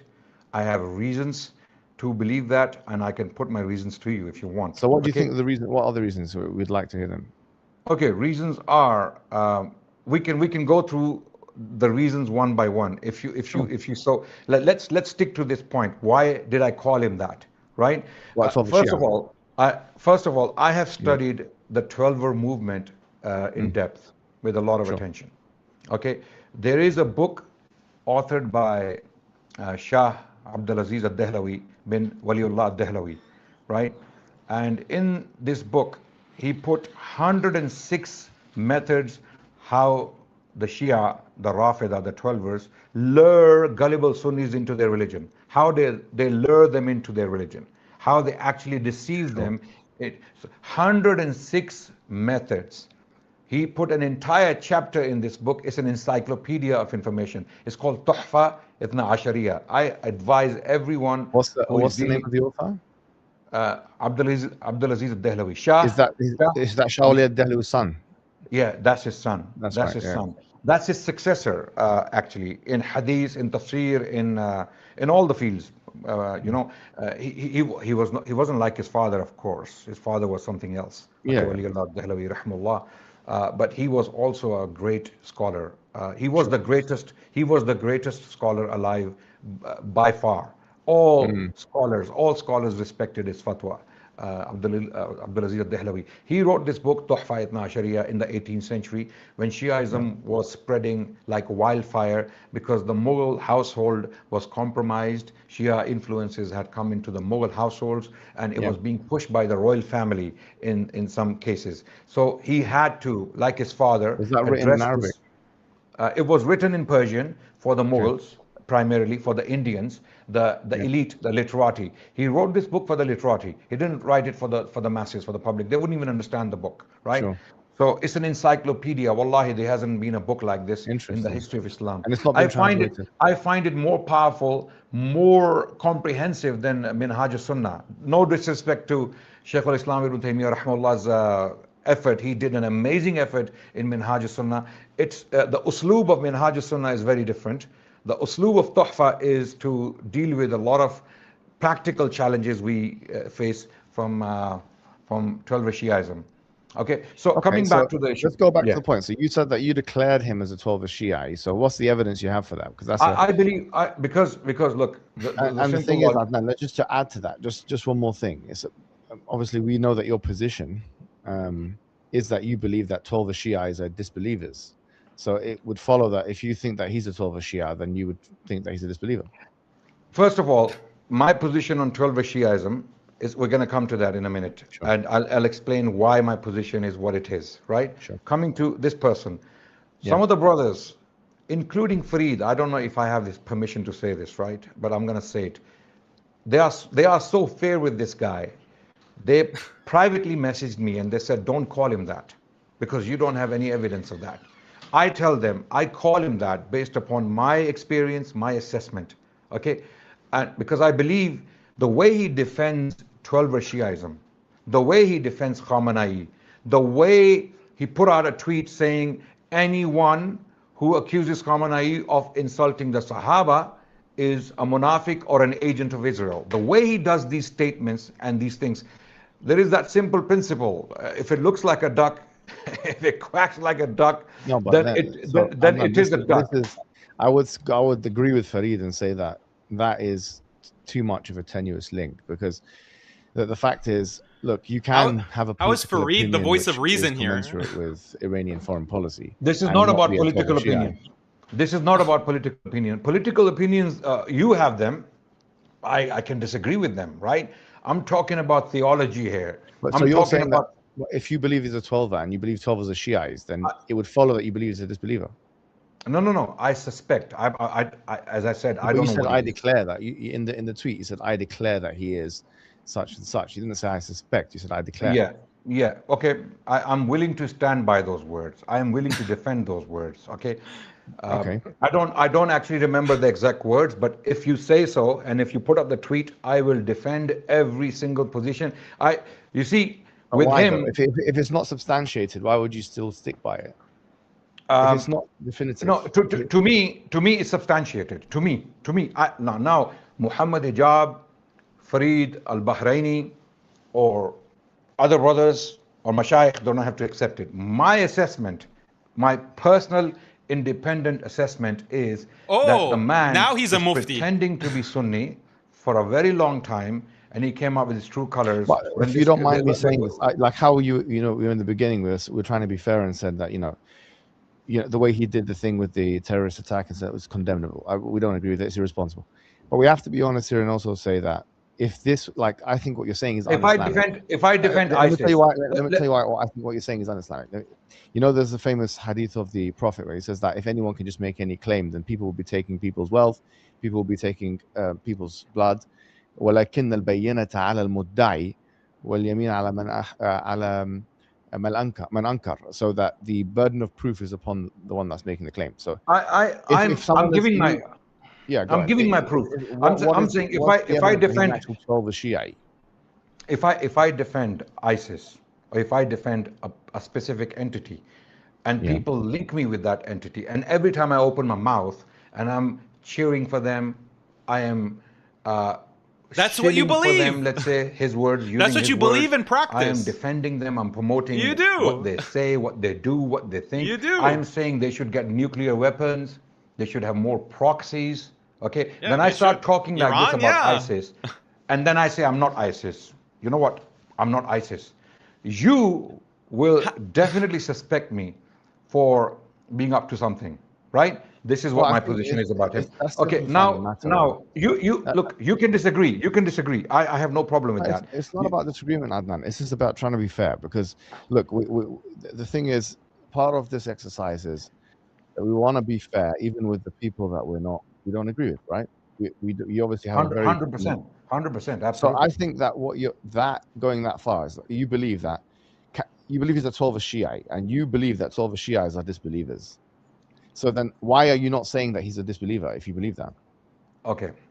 First of all, I explained to you earlier, his parents come from that background.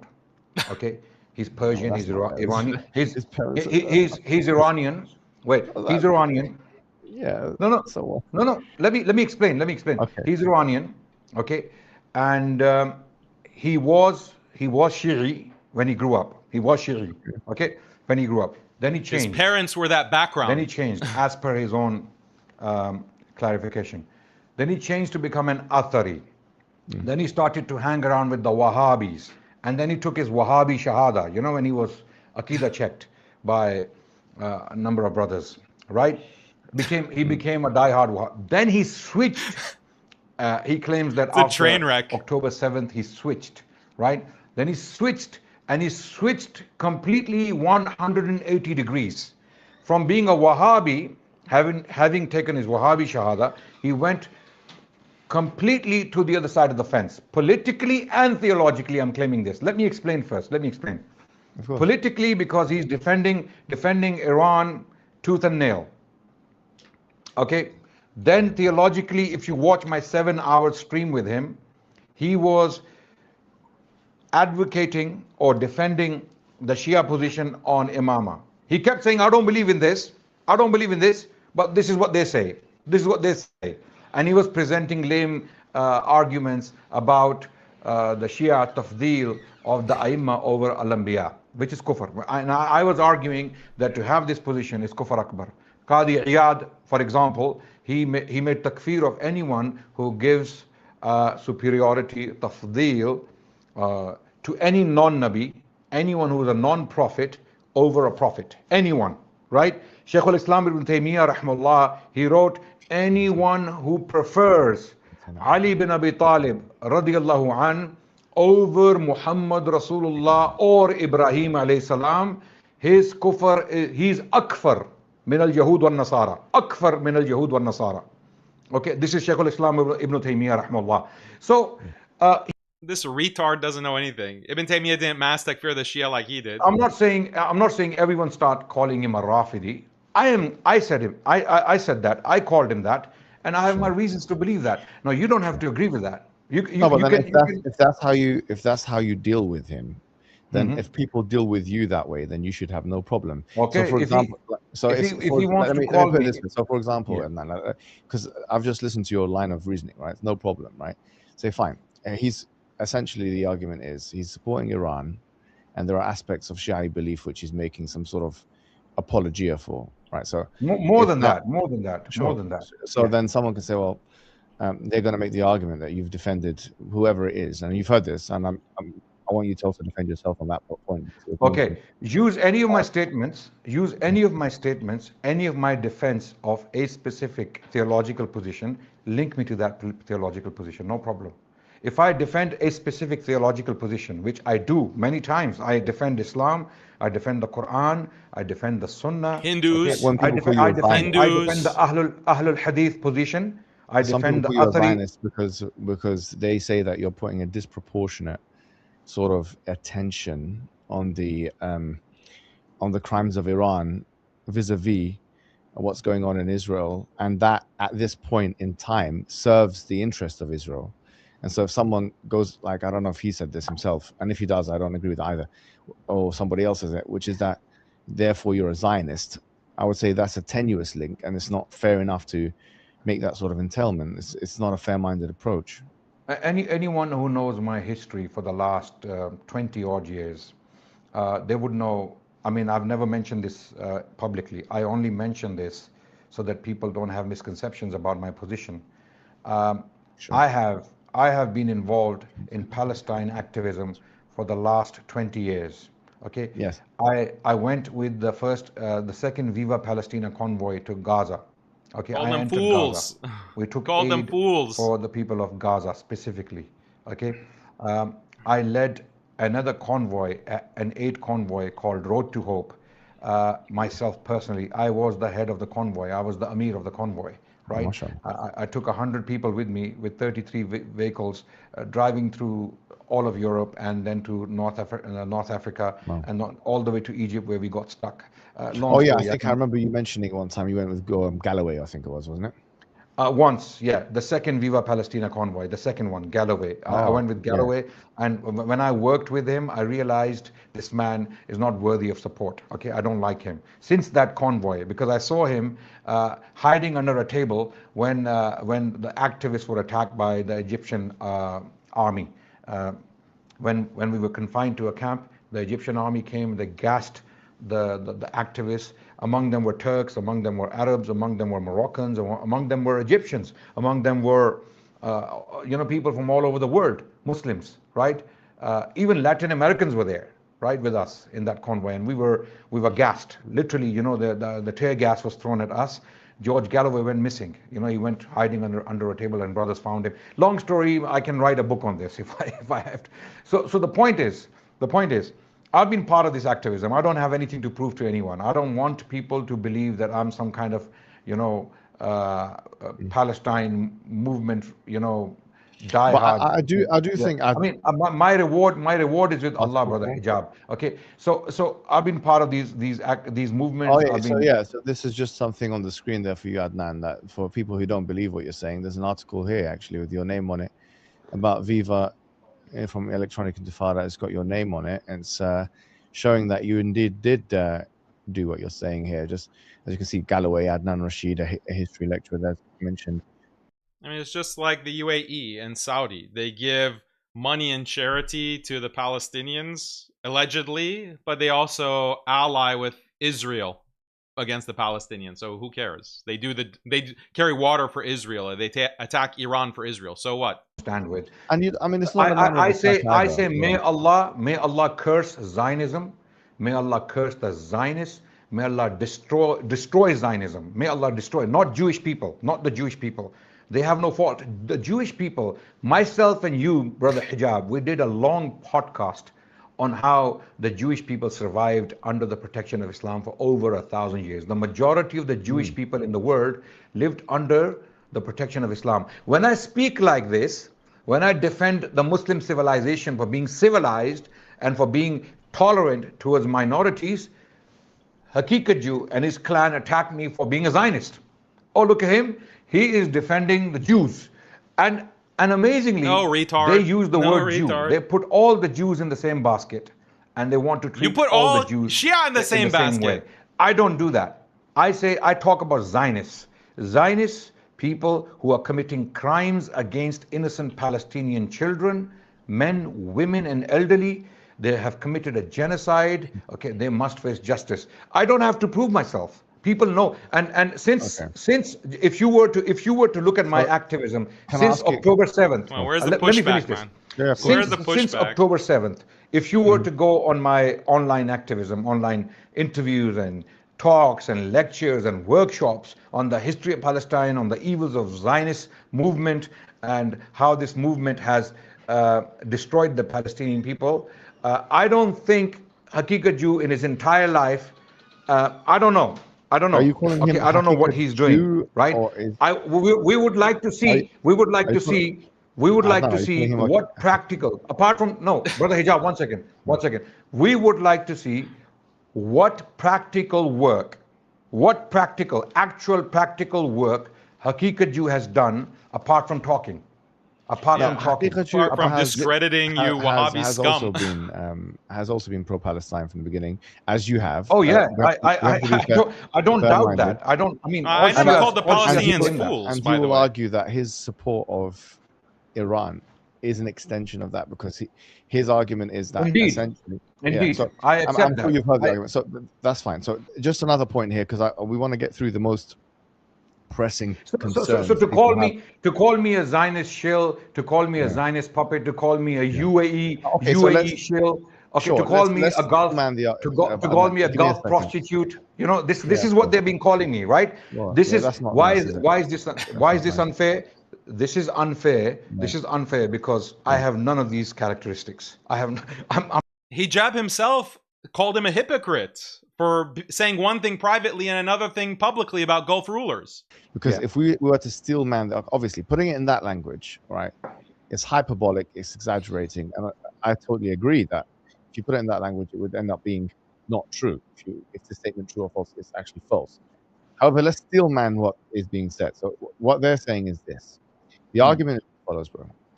They are saying, here you have a person called ADNAN RASHID, who in the middle of a time where Iran is the only state in the world which is responding to Israel with missiles, and it's substantive damage that's being done in Tel Aviv and in other places by the Iranians.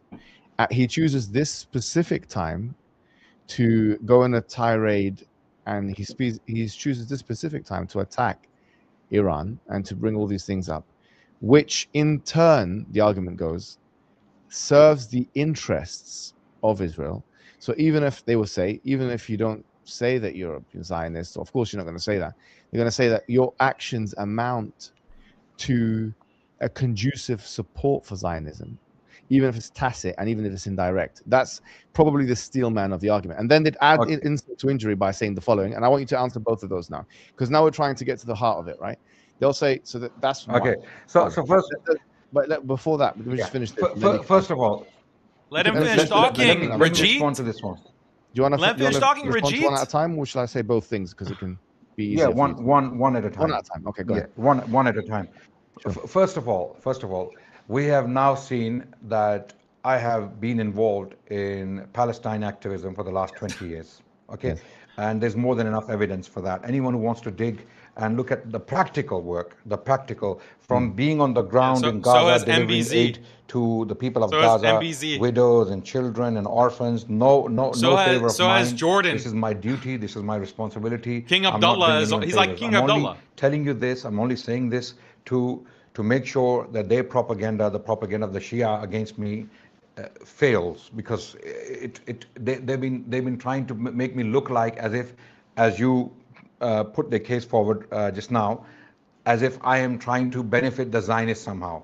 So first of all, How would you I don't need to prove. I don't need to prove. Anyone who does basic research through my social media activism and my fundraising activism, okay, and my on-the-ground activism for the last 20 years, that's it. It would be enough for them to know that I am a die-hard Palestine activist. No, I mean, believe. we've established You didn't that, answer the man. question. Yeah, You I didn't think answer only the question. now the moving person forward, saying that. am I How would you answer tacitly? the specific doubt that people have of you? I'm which is coming to they that. say- yeah, go Yeah. ahead. Moving forward to my alleged tacit support by opposing Iranian ambitions or aspirations in the Middle East. Okay, first Not of all, ambitions and aspirations.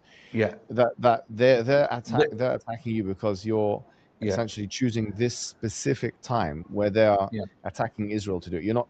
This tirade didn't come at any other time. I'll mean, explain they why. will argue you could have mentioned this at any time, but you're choosing this specific time, which Yeah. has a very direct impact, and it has a I- very I will direct explain. benefit. You'd have to agree, which is probably somewhat true. It has a I'll- direct benefit for the state of Israel. I'll explain. I took a position on this conflict taken by thousands of ulama around the world, thousands of ulama. To substantiate my position, I put out a 6 statement made million by ulama. 100 6 ulama, million ulama. scholars of Islam, qualified, bona fide ulama of Islam from over 30 countries, including Gaza. There are names of scholars from Gaza on that statement. In that statement, which I read on my channel, which I posted on my X account, in that statement, Just a bunch of UAE-backed Wahhabis. That's what the statement is. People that no one knows. both are die-hard enemies of Islam and Muslims. We must not take any side in this conflict. Why? Because on the one hand, on one side, we have Zionists, die-hard, open enemies of Islam and Muslims. Okay. On the other hand, we have Safavid Iran, 12er Shia Iran, sectarian government, sectarian regime that has inflicted major damage to the Muslims around the world, specifically in Iraq after the US invasion, which they And Syria, I supported. think Syria's probably even Yeah, worse. first start with Iraq. We come to Syria in a minute. First start with Iraq. They devastated Iraq. There were death squads going around Iraq, killing people with names Abu Bakr, Umar, and Uthman. There are reports by human rights organizations that put this out, that death squads, Shia sectarian death squads, militias backed by Iran, are killing Ahl Sunnah specifically in Iraq. Okay, and this was after they backed the US invasion of Iraq. They backed it, and we're going to play some statements in due course. And I think it's very also shortly. important to mention about Syria as well, because like I was mentioning on the stream Yeah. with Sneeko, Okay. I mean, Hijab, to be honest, Hijab, can we do this? Can we do this with evidence? Because you see, my words are not important. Okay, let's do this with evidence. Can we play those clips? Because I think we're moving from subject to subject a bit too much here. Yeah. We don't lose the audience. So I think let's stick to this point first. The point that was being made was, this is the allegation. So let's have a really brief kind of sort of response from your side. No, it's not Hijab. It's not an allegation. It's confirmed. It is confirmed. No. I'm not talking about this. I'm not talking, I'm saying the allegation made against you, right? So the allegation made against you is that you are choosing a time where Iran is the only country in the world which is attacking Israel, and I don't agree with that. No, I don't accept that. Obviously, with Yemen and all these other countries as well. But I'm saying that one of the only countries which is actually inflicting damage, on Israel, on the Muslims. Because even in No, but this conflict, brother Hijab, let me explain. Even they're in this inflicting conflict, damage in Tel Aviv. 80% of the rockets fell on the Gulf countries. Their hatred for the Arabs, their hatred for the Arabs is so immense that even though they have demonstrated the ability to reach Israel, they have reached Tel Aviv, their rockets are falling down on the Arabs. They are not even targeting US ships in the Strait of Hormuz. Okay, they are not targeting Tel Aviv. They are targeting Gulf Arabs. They are destroying their infrastructure. They bombed Qatar. They bombed Bahrain. They bombed Kuwait. They bombed That's true, of Saudi course, Arabia. yeah. They bombed. And my position has been quite consistent on 80% of that. the rockets fell on the Arabs. Yeah, Yeah. and my consistent position on that is, I think, probably the same as yours, that they should not be doing that because these are Muslims in these lands, and I've condemned It's a that US quite base. openly. They're hitting a US base. I think what's the name again? Morandi, his name is Mohammed Morandi, and Morandi, he said a few things as well, which I refuted. But having said this, Adnan, the secondary argument is that they'll say, look, there's this element, this is the argument that's made against you. They say there's this element, right, of you're doing something which has a benefit to the Zionist state.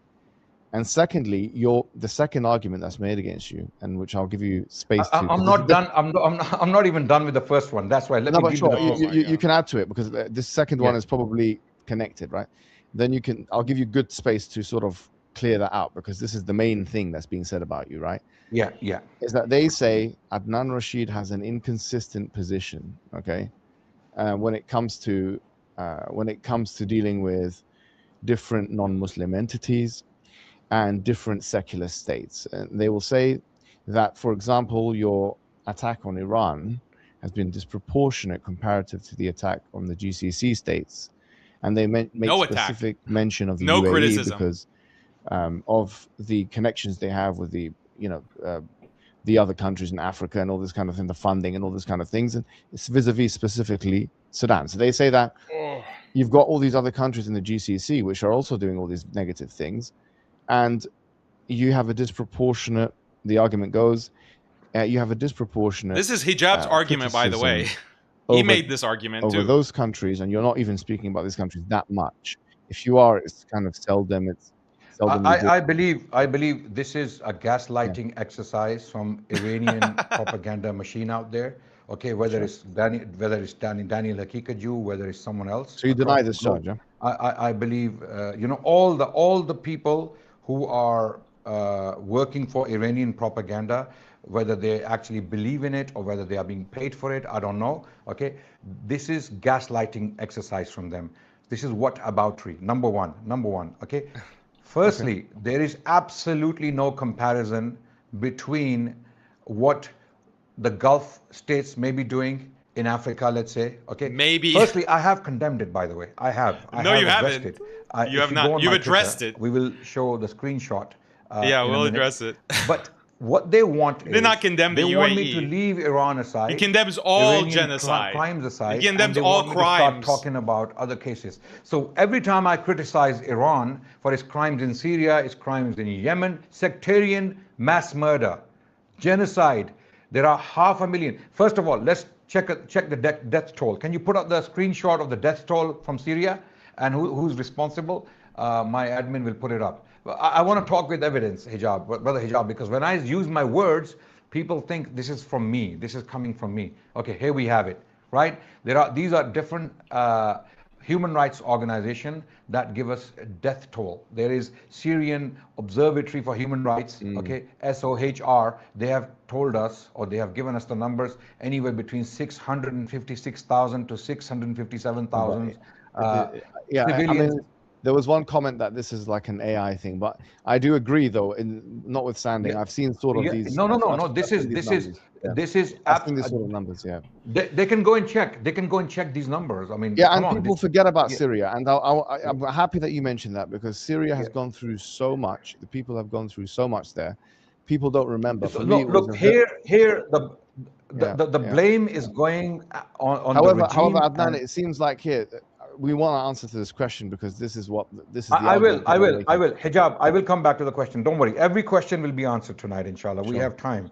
We'll be here together. Don't worry. I want to discuss these topics with evidence so that people know why I am saying what I'm saying. Okay.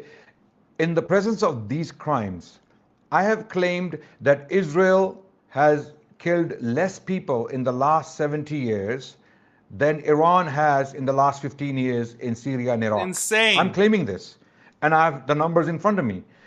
Even after the genocide Israelis have committed in Gaza, which has reached anywhere near nearly 500,000 people, okay, by different estimates, depending on whose estimate we are taking. I'm willing to accept that number. Look at the numbers here, okay. 500,000, at least 500,000, and many unidentified bodies in Syria. So the number is nearly 1 million people. Okay. So let's assume that's true. So then they would say that you're still being disproportionate in the way you're apportioning. Yeah. So let me explain. They'll say that, for example, these GCC countries are complicit in many of their own atrocities, as we've mentioned. Okay. So let's say GCC countries. The proportionality is skewed, and the attack on Twitter is so much more on Iran than it is on anything else. And no one's saying, by the way, just because we don't want to misrepresent. I don't even think Haqiqachu believes that Iran is a moral actor. I believe that I've spoken to him a few times, and he has said candidly, to be fair to him, that he does condemn actually what they did in Syria. No, brother Hijab. Wait. Let's play that clip where he's saying they should have nuclear weapons and more proxies. That's a separate point.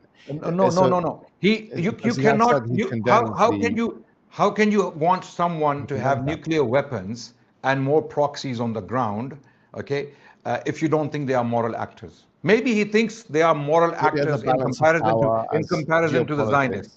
Maybe he thinks that by them having nuclear weapons, it will create more stability in the region. Maybe he's got a political argument. You know what I mean? It doesn't have Brother Hijab, they were dropping barrel bombs on homes. Let me show you a clip. Look, what about the Wahhabis? What about HTS? Can we HTS dropped barrel bombs as well? Influence through proxies in the region. Iran should have taken the route of acquiring a nuclear bomb. Proxies only gave it a bad name and failed to deter Israeli attacks. That's a good perspective. I mean, why not both? Why not have proxies and also build nuclear bombs? Okay. Now, Brother Hijab, my position is that neither Israel nor Iran should have weapons of mass destruction. They should not have these weapons because they have Pakistan having them? Pakistan hasn't killed, they haven't committed a genocide in another country. People do claim that they committed a genocide. A lot of people say that that's not true. Pakistan. A lot of people argue about Afghanistan. They'll argue even within Baluchistan. Bangladesh. Lots of things. Bangladesh. Okay. Bangladesh as well in the 70s. You want to discuss Pakistan? We can come to the geopolitics. No, I mean, it's just, I just wonder where this is look at this. Going. Look at this. Give me one example. Give me one example of where Pakistani military went in and committed a genocide, like the Iranians did in Syria. Yeah. Wait, like the Iranians did in Syria, Iraq, and the Israelis did in Gaza. I'm not saying they did it like that at all. So when people, you see this whataboutery is very insincere. When I mention crimes of Iran, and when I say they equal, if they are not, how many Bangladeshis were killed in the war with Pakistan? There were atrocities committed, absolutely no doubt. Absolutely no doubt. People were killed? But when people claim, like the Armenian genocide, people claim an Armenian genocide with the Ottomans or the late Ottomans, let's say the Young Turks were in power by that time. The point is, when people claim numbers, okay, they must substantiate those numbers. Thank you. Okay, yeah, they must like a lot of the people, in the 1970s, they're saying what was called East Pakistan at the time, which they say like 200,000 people died. And I believe it was absolutely unfortunate. Even more. So God knows how many people died there. But the point is that maybe we should just say nuclear weapons shouldn't be given to anybody. You know, that's probably the better. Oh yes, yes, absolutely. But the world we are living in the case of Pakistan, let's talk about Pakistan if you want to, if we want to change the topic. But again, it's going to take us to a different tangent. India is a die-hard enemy of Muslims, the current government, I'm not saying the Indian people, okay? Don't clip this and Yeah. put it out. The Indian God people forbid. are God beautiful forbid. people with beautiful You culture. I might lose my Hindu fans. Okay. Don't clip and this. I mean, the overwhelming majority of the Indian people, they don't have anything against Islam and Muslims. It's the government, the current government, the BJP government is an extremist government. Their current prime minister was indicted for a genocide of the Muslims in 2003. The Gujarat, he was called the butcher of Gujarat. He was refused visa for the US. How popular is Modi in he became the prime minister of India with Hindus? Amazingly, right? So this government, when people like this are in power in a country and they want you dead, they want you wiped out. They are talking about ghar wapsi. They want to bring Muslims back to Hinduism. They're claiming these Muslims, they went back the wrong way. We want to bring them back home, right? They're talking about Sikhs like that. Okay, so when they have nuclear weapons and then you are a Muslim neighbor, okay, how are you going to protect yourself? How are you going to defend yourself? I believe Pakistan only survives because of the weapons they possess. Not that I want countries and entities to have these deadly weapons. I don't actually Unfortunately, yeah. So coming back to the issue of going back to the issue. So like the claim that's usually made against you, Adnan, is look, there's two clips I think that became really viral. Okay, which I think is worth you sort of addressing. Okay, one of them is. Yeah.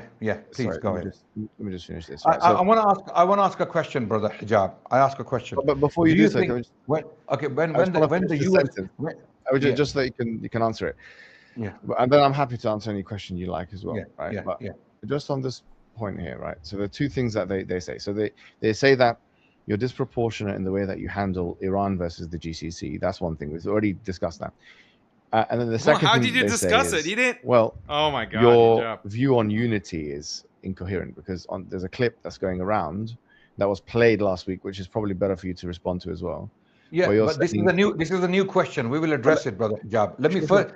I don't think I have discussed the first point enough. So the point when they accuse me of accusing Iran disproportionately.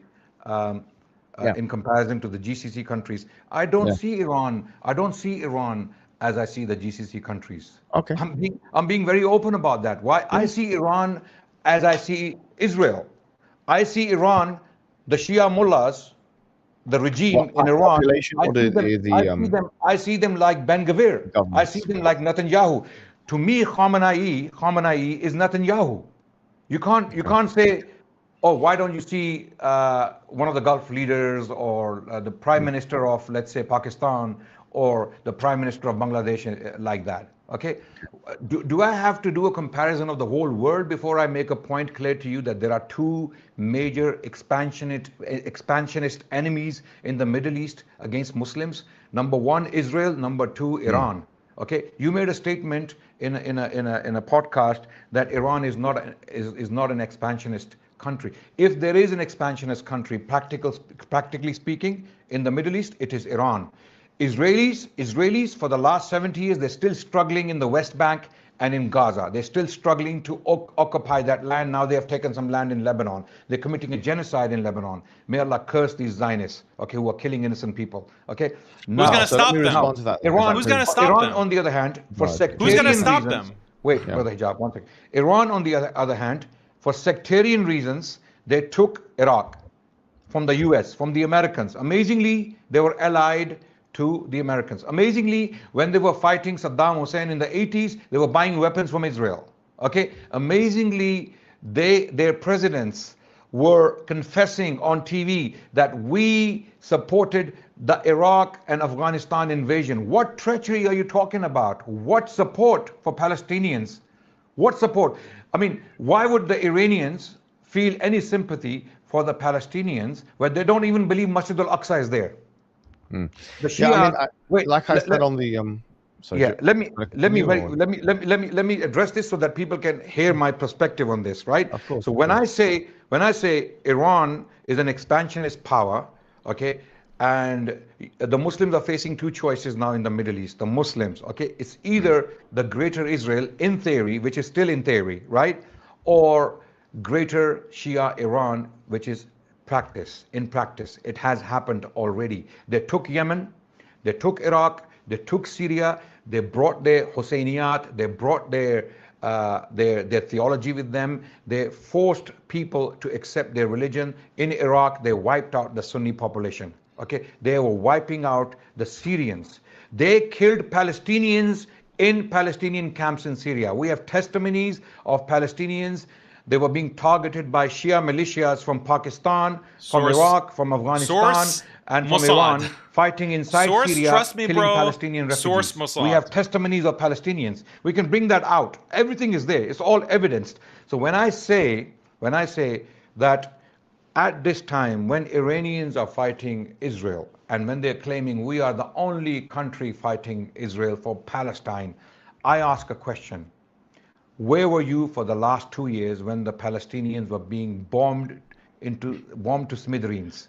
They were being shredded. They were being burnt alive. Children being buried under rubble. Why did you not do anything for 2 years? As soon as you get attacked, you start defending. I think most and there is no mention. There is no mention of Palestine in the in the agreement or in the What a MOU. lie! What a lie! Sort of analysts agree that actually this is when Iran acted. It acted in self-defense. It acted absolutely. It didn't do so, because as you mentioned, right? If they wanted to do it solely for the Palestinian cause, they would have done it on October the 8th. But so I don't think there's much of a disagreement there. I think just one point on the what I said. To be fair, you're fighting for Palestinians. You are the only people fighting for Palestinians. Then where were you for 2 years when Palestinian children were being buried on daily basis by Israeli rockets? Okay, and then they asked the question. Where was the UAE? They asked the question. Brother Hijab, where was Saudi? Where was Jordan? Where are the Sunnis? Where was Syria? The Sunnis. Where was anyone were else? At the forefront of fighting colonialism. The Sunnis fought foreign occupations. The Russian invasion of Afghanistan, who was fighting? The Iranians were allied to Russia. The Iranians were allied to Russia. They were supporting Russia when Russia had invaded Afghanistan. The Iranians were allied to Northern Alliance against the people who were trying to liberate the country. The Iranians were allied to the US. Can we play that clip of the Iranian presidents confessing to this? Let's play that clip. It's there, and we will have a better idea of what these people have done. Yeah, right now, I feel like you're getting a bit excited because what's happened is that you've spoken for about 7 minutes. I've tried to get a couple of words in. Sorry, go ahead. More like an hour. You've spoken for an hour, uninterrupted. A lot to cover here. We haven't even gotten to the Shia question. We haven't gotten to lots of things. And what I wanted this first segment to be was a chance for you to obviously respond to the most significant allegations made against you. I think you've done a lot of that already, so people can decide now whether they're convinced with what you're saying. Yeah, I mean, look, Brother Hijab, I have criticized the crimes or the atrocities committed in Sudan by naming the countries. Okay, there is a post by me. I mentioned that Sudan is currently a chessboard of many countries, geopolitically speaking. Turkey is there, Egypt is there, Iran is there, okay, and so is UAE. Everyone wants a piece of the pie. Anyone out of all of these entities, I condemn categorically anyone committing genocide. Anyone committing genocide out of any of these entities involved in Sudan, I condemn but with Iran, anyone committing genocide. With Iran. So why are these people? So let me ask you a second question here. And then they keep mentioning Abraham Accords. You have seen my clips flying around on Abraham Accords as well, have you? Have you seen those clips? I've seen the clip. The one that I'm privy to that was sort of going around was that one where you're basically saying that you'd unite with the Hindus. And let's address that first. Can he say anything? Please. Sure. Because we want to steel man the argument from that side so that you can respond to it in whatever way you like. Sure. So their point is this. Look, there's a clip of you. If we can get the clip, because it was played last week, we can watch the clip. You can respond to it. Yeah, it was in a podcast with Dilly Hussain. Yes, absolutely. It was in a podcast with Dilly Hussain. Hussein. Yeah. Yeah. So there's a clip of you saying, you know, we don't mind uniting Hindus or something like No, that. I didn't say that. I Sorry, didn't say fine, that. fine. Yeah. We're Yeah. apologize if I got that wrong. We'll get you the exact quotation of what you said. But they then take that clip where you're talking about unification with the Hindus in some context, and they say that, well, you've got a cordial attitude when it comes to Hindus, and you've got an obsessive sort of unusual attitude when it comes to Shiites and whatever Mass it may be, and takfir. it's incoherent, they say. If we want, yeah, there it is. If we just play the clip first, so you can see what exactly we're talking about, because this was a clip that was pretty much the centerpiece of the attack against you, and I think it's only fair that you get to look at it and then respond to it in kind. I've seen it, and you can play no, but it again. let's put it together so you can say exactly what you said, and then you can respond to it in your whatever way you want to. Go ahead. Go on. You can have is of the leadership of different Indian Muslim communities, whether it be ulama, whether it be political leaders. If you had their ears for 5 minutes, what advice would you give them? I would tell them immediately unite. Mm. Unite without delay, and do not stop your movement, and unite with the non-Muslims, Mm. because there are many non-Muslims in India who are very moral, ethical, they're very upright in their politics, and they are the ones who are defending the Muslims now. The British divided Muslims and Hindus on communal lines to be able to govern India. Okay, they couldn't afford the Hindus and Muslims uniting. All right. So, Yes. what are your comments Yes. on that? Okay, so anyone, first of all, let me clarify. I make it very clear that Muslims must unite with each other. Number one. Okay? Yeah? Yeah, of course. But Number Shia are two, not Muslim. they should unite with those non-Muslims in India who are not anti-Islam or anti-Muslim. Was that You clear didn't to say you? that in Was the that clip. clear to you? You didn't say that in the You clip. said that you just said that they should unite. Can you turn it up a bit, because it actually wasn't. Yeah, with Sorry. non-Muslims. One second, I just need to turn the Yeah. volume up a little bit. Yeah. Turn the volume up a Yeah. little bit, please. What I heard you say was, we should, as Muslims, you should unite with any body who's a non-Muslim, who's not anti-Islam. Is that what you said? I said Muslims should unite with each other in India Sure. because they're facing a genocide. Okay. Yeah. About the Indian situation, there are genocide scholars who specialize in genocide studies. They have already warned that India has passed certain thresholds of genocide. Genocide is a process. It doesn't happen overnight. It happens as a process. Those who have studied the Rwandese genocide, those who have studied the Bosnian genocide or other genocides, they have argued that India has crossed certain thresholds of genocide. So Muslims are facing an imminent genocide in India. So my advice to Dilly's question specifically, a specific question, my advice was specific, that Muslims must unite with each other. Okay, Muslims. And I don't regard Rafida in that equation. I don't consider them to be part of that. I'll explain why. Because no, that's another conversation. We can have it. yeah, But yeah. The Rafida are allied. The Rafida are allied with the BJP in India right now as we speak. They are, as an entity, allied with the BJP. Well, the entire population. In fact, Iran as a country has given its port at Chabahar to India. India has spent $4 billion at this port called Chabahar, which is Iranian port. So your claim that the entire Shia population in India is united with the BJP? No. I'm saying their representative bodies are allied with the BJP. Okay. So what kind of I'm not talking about the people. I never talk. I don't accuse people of these. People don't even know what's happening. What I mean is, except the Shia. I'm saying this to you so you can except clarify, the Shia. because some people will take that away from what you're saying. So instead of getting that, leaving that as the lasting impression, it's better to clarify those things. But you said the representative bodies. So which ones are you talking about here? Like what's the representative body of the Shia is in India? What does that look like? I'll send you all the research papers and articles on this, and you can look into them one by one. You will see how, first of all, the Iranian government is directly allied to the Indian government. They are allies. They are allies. Strategic allies, UAE is economic allied allies, with and Modi. even potentially MBS military allies. licks Modi's Okay? boots. This is a long story. We can get into that. We can get into details. And this is what people don't know. People don't. Just go and look at Chabahar Port. Chabahar Port. Who is managing it? Why has India spent $4 billion? So I think, sure, that's Yeah. really interesting information. But I think what the question is that if And- it's plausible yeah. to unite, I think this is the question they want to ask. So, If it's so let me plausible come back to this clip, Hijab. Otherwise, we're gonna digress. We're gonna digress. No, Let me come back. But you have to let me finish my sentences, because otherwise, Yeah. I can't. Yes. So Go ahead.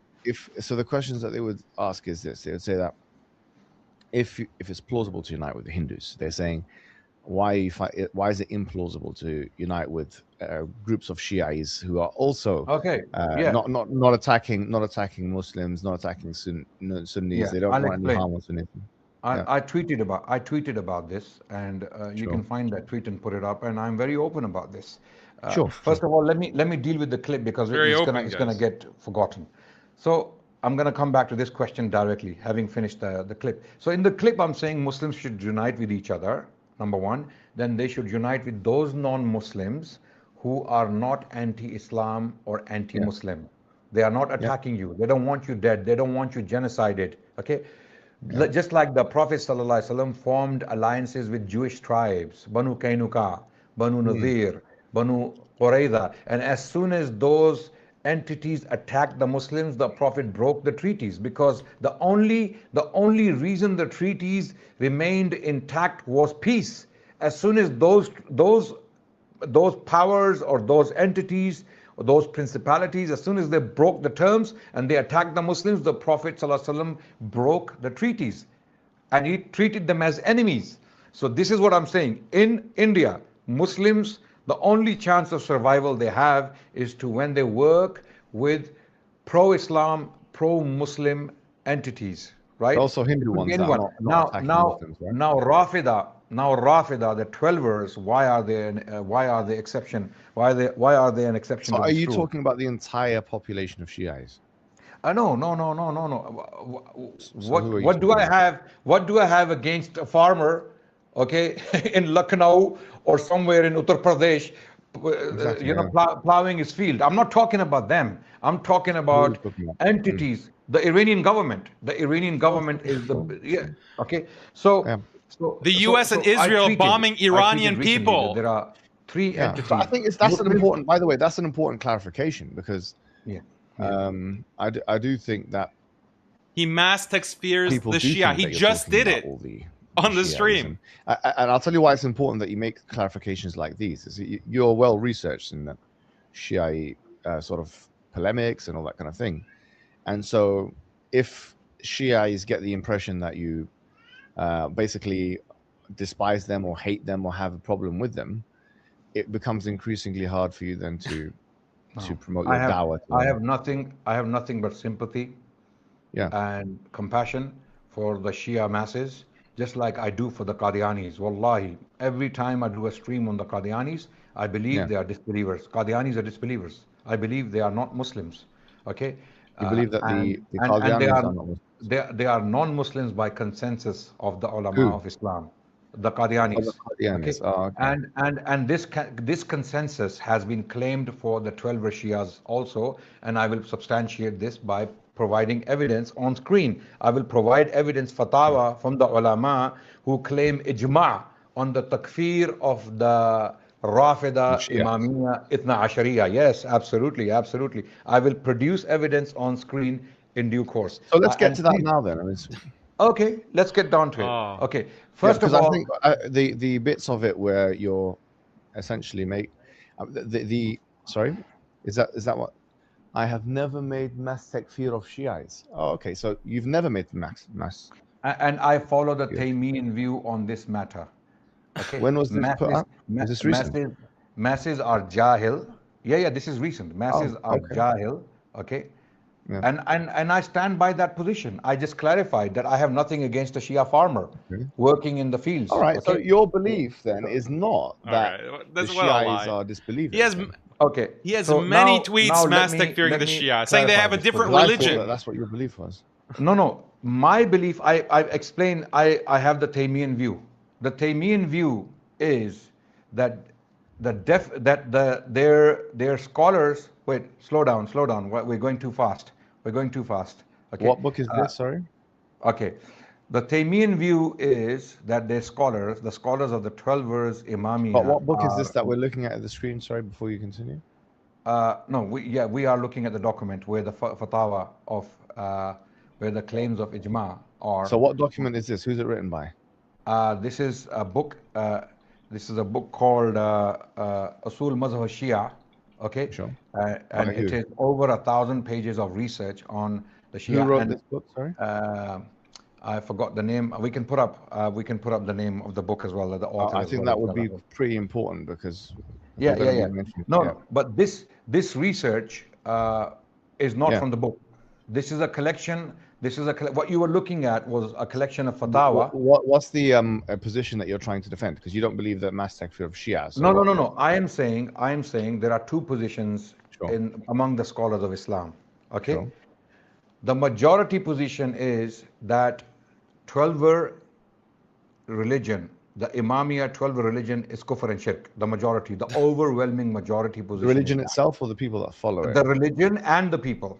So that means every I'm single claiming Shia in that. the world. I am claiming that, and so are many reputable ulama, classical ulama. That's not Ibn You are Taymiyyah's or you're not position, claiming it? moron. Okay, Sorry, wait. That's you are not or his you're not claiming that? position. Sorry, I didn't hear that. No. I'm claiming that that's the majority position. People have claimed ijma on Which that. one? Let's What's go. the majority position? Okay, let's go. Can we put up the Ottoman Sheikh al-Islam first? Adnan, I'm asking you what is. I'm not understanding your claim. Is your claim Yeah. that? No. is I personally take the Taymiyan position that you put up on the screen. that wasn't. You can't even that read the wasn't Ibn position Taymiyyah on that the I screen. saw. There was another book that you said that you don't know the author of. No. In my tweet, you put up a tweet where I'm saying that I have never made takfir of every single Shia. Sure. Okay. Sure. Okay. Sure. However, So you don't believe that you don't believe the 12 are. Because no. I believe any 12er, I believe firmly, any 12er who curses Abu Bakr and Umar is a kafir, number one. Okay? Who curses Aisha radiallahu anha is a kafir, number two. Anyone That's who not the believes position of the that Ali scholars, bin by Abi the way. Talib or even Imam Hassan al-Askari rahmatullah That's not the alayhi majority radiallahu position anh, of Sunnis. is better than Ibrahim alayhi salam is a kafir. Anyone who believes that imams, one of the 12 imams or all of them know ilmul ghaib, I believe is a kafir. Okay? So I have these beliefs. So what you're saying is that you believe that if certain people have certain beliefs, that they, after Iqamat al-Hujjah and Adr al-Jahl is removed and everything like that, you're saying I believe the overwhelming majority of the 12ers Hujjah has been established upon them because they do curse Abu Bakr and Umar. Any 12er who goes to their Hussainiyat, okay? So I'm not understanding your position, man. Honestly, is your position that the sorry? Let's start fresh because, forgive me, I'm not understanding. Right? I know there's a difference between, like, for example, let me tell you my position. This guy's a retard, man. Position. Maybe tell me where you disagree with my position. I think that might be more conducive, right? My position. Okay. So let me tell you my position and tell me where you disagree with it. If you do disagree, maybe we don't actually even disagree. So here's my position, right? My position is that in 12 Shiaism, in the books of the 12 Shiais, even the primary sources of them, there are shirki beliefs. There are beliefs which we would consider to be kufr akbar yukhrij sahibuhu min al-millah. That they are major kufr, major disbelief. Obviously, you know this because we consulted each other at the time, but I've done multiple debates with Shia, maybe We 3 both or 4. have. We both have. We both have. And so, and in that, I'm actually disputing with them on these points, and I haven't changed my position on any of these points. I believe the beliefs themselves, I'll give an example. So the belief of Tahrif al-Quran, as a very simple example, that exists somewhere in the Shiite text, in the corpus. Now the thing is, not somewhere. no, It is in in many it is places, in yeah, their yeah, sure, we're not no no disagreeing. it is in the it is in their main sources. Sure, I know, no, we're not Al disagreeing. Kafi, Al I know. Kafi. Sure, Yeah. we're not disagreeing. But of course, some Shia will come and say, well, that's not because they don't have the same view of Al-Kafi as we do have with Bukhari, right? This is I believe this is taqiyya, because Yeah, but Al no, Kafi, but the hold on. author. Let's take it one step at a time. So whether it's taqiyya or not, that's not for us to judge that, because we can only No, it judge is. by It the is. Zawahir. We can judge, but there are ways to judge. There are ways to decipher. Okay, but this problem. that's another issue. But the point I'm saying is this, right? The point is, if someone holds the belief, I'll give you a staple example. If someone holds the belief that actually the only Quran that's available, that is preserved, is the Fatimid Quran that's going to be with the Mahdi in the Sirdab at this point in time, that's kufr belief. Then you explain to them why that's wrong. Even if you don't explain to them, it's ma'lum min ad-din bi-darura, this person who holds that belief is probably left, I mean, definitely left the fold in Islam, frankly, because they don't believe in the Quran, essentially. So if someone holds that belief, even Iqamat al-Hujjah might not be required in that situation. And there are beliefs like that, to lesser or greater extents, which you can make arguments for within the corpus or primary source materials of the Shia. And people will differ on what beliefs will take one over the edge, and which ones will not. There are differences of opinion there, as you know, right? But the point is that, so what I'm saying, therefore, is there's a difference between us saying, oh, we believe this is kufr. We believe that these things here are actually disbelief, right? They're not Islamic.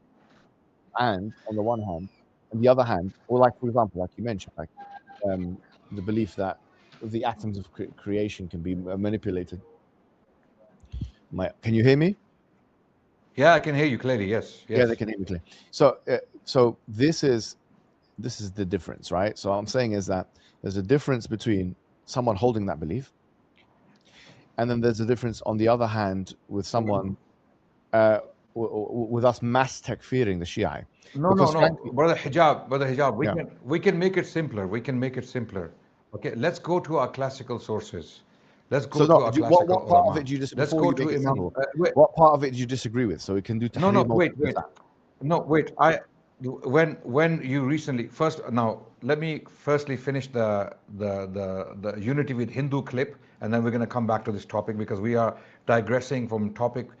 We haven't dealt with that topic completely. Okay. So let me finish that very quickly in few statements, and we can move on to this topic and discuss it.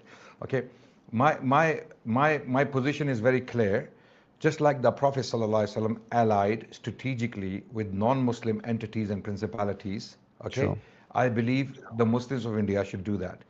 Now, based upon that, Daniel Akikaju and his army of shills and bots are calling me Rajit, which I find to be very funny. You found it to be funny last week as well, right? Yeah, okay. But now this is false. This is false propaganda. They are claiming that I am saying don't unite with Muslims and unite with non-Muslims. I'm not saying that. Yeah, I'm but saying Muslims on the flip side, you are also using words against him. So that's why, like, let him. Look, at least I'm being fair. At least I'm being fair. I'm not calling him. I mean, first of all, I don't understand how.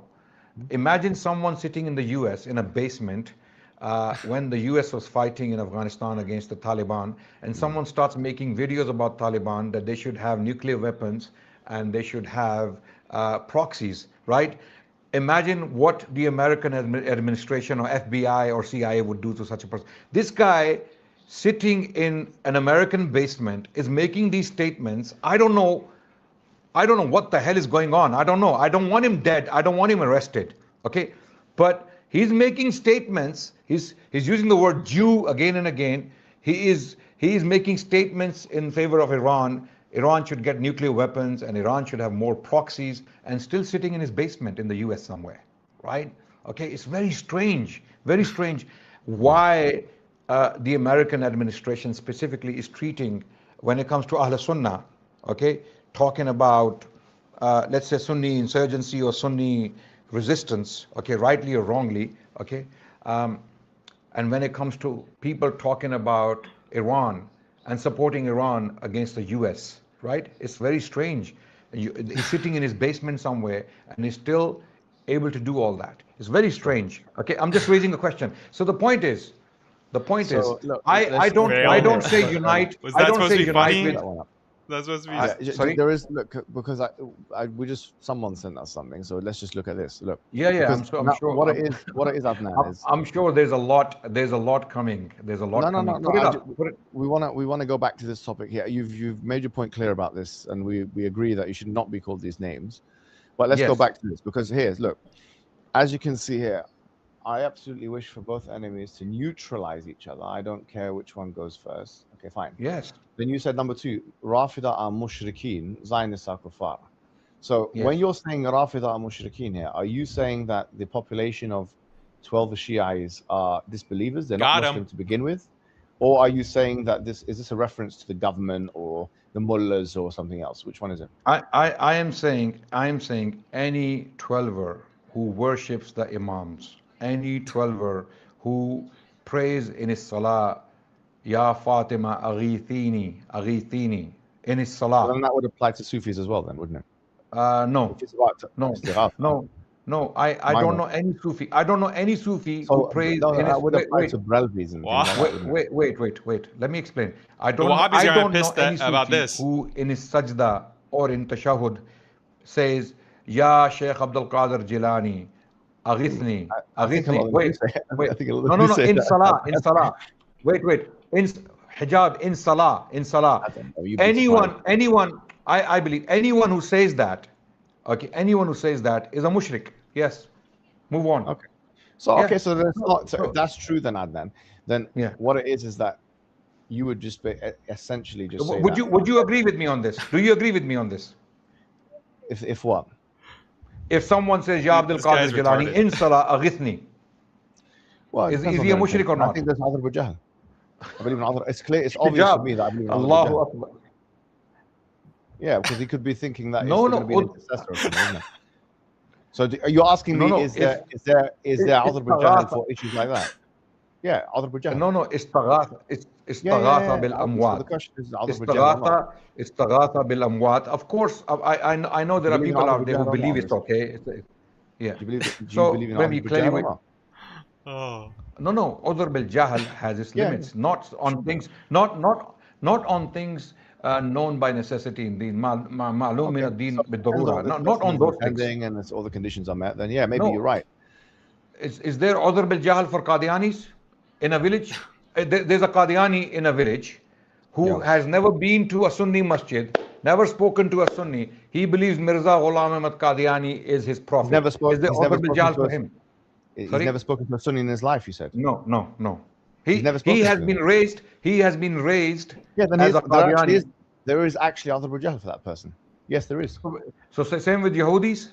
The Yahud? Yeah, there's absolutely. There's Adr Bujahal for every. That's what you call. What do you call it? Someone who dies. That's a mas'ala that's known as, what do you call it? We're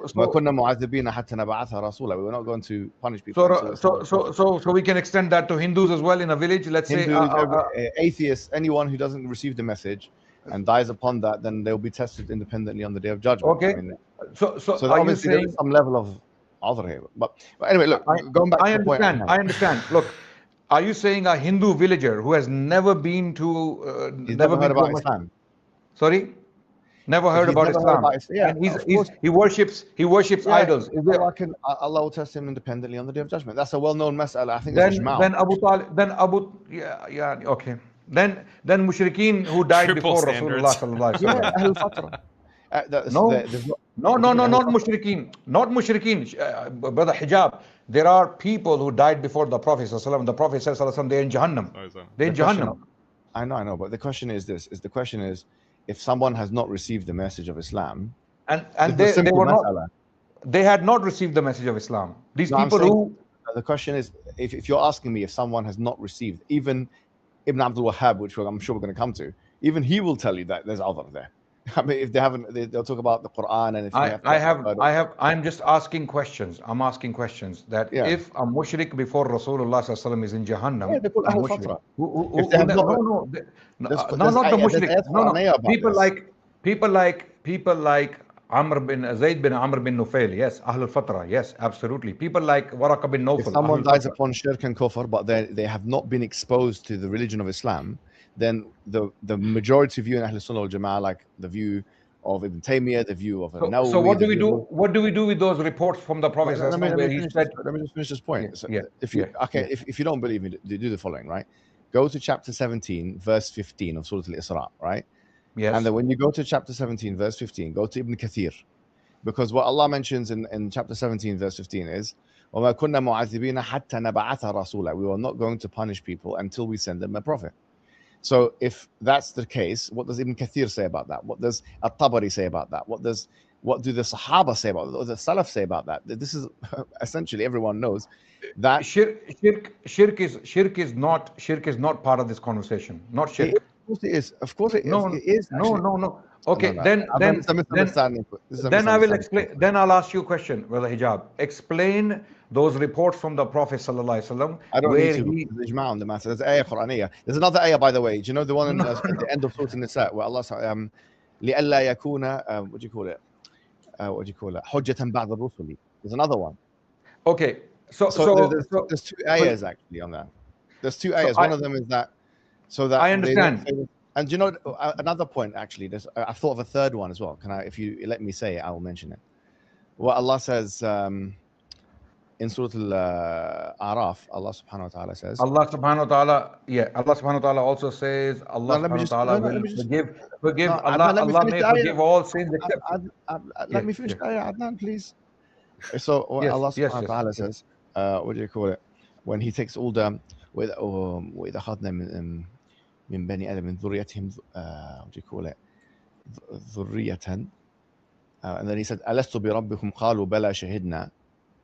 So do you declare that I am your Lord? So there was a time that Allah asked قالوا بلى شهدنا and then after that أن تقولوا يوم القيامة أن, that on the day of judgment it will be said to you that we were not warned, right? So look at the tafsir of that. All of these ayahs are very clear that of course, Brother Hijab, these are general ayahs you're using for something specific. Okay, let's talk about the issue of shirk. Let's talk about the issue of shirk. Allah says in the Quran, Allah may forgive all other sins, but there will be no forgiveness for shirk. You know the ayah. You know the ayah. I know the ayah. إن الله لا يغفر أن يشرك به ويغفر ما دون ذلك لمن يشاء. It's mentioned twice, but there's another ayah which says Allah forgives everything. إن الله يغفر الذنوب جميعا. Anyway, look, no. This is a digression. قل يا عبادي الذين أسرفوا على أنفسهم لا تقنطوا من رحمة الله إن الله يغفر الذنوب. This is a different context. Here Allah is saying when you commit sins. With all respect, wallahi, I know this for a fact. You're getting this completely wrong, and if you speak to any student of knowledge, they will tell you. Because because the reason why is because this is a mas'ala of almost ijma'. Yani, if you have not received the message, you will get a specific message on the day of judgment. So my question, Brother Hijab, there's even hadith on it. There's hadith in Brother Hijab. My question is, what do we do with the reports of Rasulullah where he said someone before him died upon shirk is in Jahannam? He didn't say that. Abdul Muttalib, his grandfather. He didn't say anyone before me. He didn't say anyone before me. Okay, wait. Because otherwise the Ahlul Fatwa wouldn't be there. Let me clarify. Abu Talib died upon shirk. There are reports in Sahih Bukhari, the Quran in Surah Al-Qasas, أعوذ بالله من الشيطان الرجيم, Allah states, إنك لا تهدي من أحببت ولكن الله يهدي من يشاء وهو أعلم بالمهتدين. Right? Oh Muhammad, you cannot guide those you love. It is Allah who guides people, and He knows. This is about Abu Talib. Tafsir, when we read the Tafsir, this is about Abu Talib. Abu Talib, when he died, he rejected the Prophet Muhammad. Muhammad was there. Please, let me finish my argument. Abu Talib, when he died, he said, "Ala millati Abdul Muttalib." Ala millati Abdul Muttalib. I die upon the millah of Abdul Muttalib. Abu Talib, we know. Wait. We're talking about a mas'ala where people have not received the message. That's a different mas'ala. Abdul Muttalib, his millah, according to the reports of Rasulullah ﷺ and according to the hadith about Abu Talib, his millah was shirk. He was upon shirk. Because he received the message. It's a different. We're talking about why is Abu Talib being punished in Jahannam? Why is Abu Talib being punished in Jahannam? I don't know if I am asking if you're listening to what I'm saying. I'm saying that the mas'ala that we're okay. So the mas'ala that we were talking about in the beginning was if you have a group of people who have not received, you said you've never met a Sunni, not received the message. That's a different hukum to Abu Talib, who was in the company of the Prophet, and the Prophet was begging him to become Muslim, and he did not become Muslim. Obviously, he received the message. Brother Hijab, you did not listen to my argument. Hear my argument first. Abu Talib died upon the millah of his father Abdul Muttalib. This is why he is in Jahannam. Yeah, because wait. We are talking about the fact that someone who has not received the message versus someone who has. This is a very simple thing. No, you're still missing my argument. Let me explain my argument. The millah of Abdul Muttalib was shirk. Abdul Muttalib was upon shirk. I can't help anymore with that because I've said what I can, and if you don't believe what I'm saying, okay, you can no problem. We can move on, inshallah. But coming back to the issue of Adnan, what's your position on the Shia? You make tweets on the one hand saying all the Rafida are mushrik, and now you're saying no, there's tafsil on the mas'ala. No, I never said. I never said all the Shia. You did say that. Let's go back on this. Rafida. Let's go back to it again. The Rafida. I make a distinction between Shia and Rafida. Okay. Now let me explain what is the distinction. Shia is an umbrella term. Shia is an umbrella term. It is a blanket term. Rafida are the people who insult the Sahaba. They believe in shirk billah. They have beliefs that constitute shirk billah, and they are kuffar. So what's the problem? So who are they? Who are they? Are they 12ers? Who are they? Yeah, 12ers. Yes, 12ers. Okay, so absolutely. When you use the word Rafida, you mean the 12ers, okay? Yeah. And now, brother, but let's just take one thing at a time because I'm. So look. Let me. So you're saying the 12ers are Shia. So does that mean that the asl of the 12er is that he's a kafir? Okay, the farmer now that you mentioned is he a kafir? Can I answer this question, please? Yeah. Can I answer this question? Okay. Yeah. Can I put up evidence instead of me talking away? No, what is your position? I want people to know where it's coming from. So let's put up the evidence and read it. Read it. What your position is? Okay. I'll explain. Yeah. Let's put up those quotes first from starting from Imam Ahmad. This is like more of a train wreck than I expected. Actually, this is hilarious. Everyone is seeing how retarded this guy is. Verses, I made it very clear. Anyone. Yeah. That could be 99% of the 12ers. That could be 80% of the 12ers. Anyone who holds these beliefs. Okay, that 20% or 10% window is for those Rafida, those 12ers who live in caves. Okay, who do not curse Abu Bakr, or maybe those liberal, non-practicing Shias who do not believe in these things. There are people like that. There are people who regard themselves 12ers. Now let me explain, Brother Hijab, so that you understand. There are people I have met who are 12ers. They are non-practicing 12ers. They say we do not believe in these shenanigans. They acknowledge the kufr. Yeah. They acknowledge it. They say we are 12ers. We are Imami Shia. Okay, we are 12ers, but we do not believe in cursing Abu Bakr. It's kufr. We know the 12ers do it. We know the 12ers do it. We don't believe in it. Okay, we don't believe Imams have the power. I have met people like that. So I tell them, it's very interesting that you still call yourself 12ers because you are going against your bona fide, your confirmed beliefs. And they say, yeah, you're right. You may be right, but we are still. So you're saying you're distinguishing between the layman and the sort of person who knows, right? No. I'm distinguishing between those who hold certain beliefs and practices and those who don't. They may have the label. Okay, this is my position, and this is how I understand. So not every single one this is the position of Shaykh al-Islam Ibn Taymiyyah. Yeah. Okay, so it's not every single one of them. It's the ones who hold that position. Yeah, it's the ones, and I believe that's the overwhelming majority. That's what I believe. That's the overwhelming majority. That's fine. So here's my question to you then. Interesting question. And I'm so now before the next. You're not letting me speak, Adnan. Because I've heard what you said. You have to let me respond. Go ahead. Do you agree that the Khawarij made takfir of the Sahaba? It's a digression. I will address this question. No problem. It's not digression. I'm asking. Yeah, they did. They made takfir of Kibar Sahaba. Yes. So, sure. So, are the other Khawarij, were they considered to be Muslim or not by Ibn Abbas? There are people who consider them to be kuffar outside of Islam. But Ibn Abbas, there are statements. Now, let me answer. There is a statement from So Ali bin Abi Talib. let me just, before you get there, He was Ibn Abbas says, he was asked this let me question. just like, put this there so that you can see what the issue is. Ibn Abbas says, "Ikhwanuna baghaw alayna," that they are brothers and they've transgressed against. No, this is Ali bin Abi Talib. This is Sure. Ali bin Abi Talib who said even more strong. yes. So Ali ibn Abi Talib, they're making takfir of the Sahaba, Yes. and he's still calling them brothers. How do you explain this? Okay, there are a number of ways to explain this. Okay, Sure. First of all, the Khawarij, as we know them, if you read Imam Shahrastani's book Al-Milal wa Nihal, he explains different types of Khawarij. Sure. Okay, there were different types of Khawarij. Some made takfir of the Sahaba, others did not. Right? Okay, these ones definitely did, right? some considered major sins to be kufr.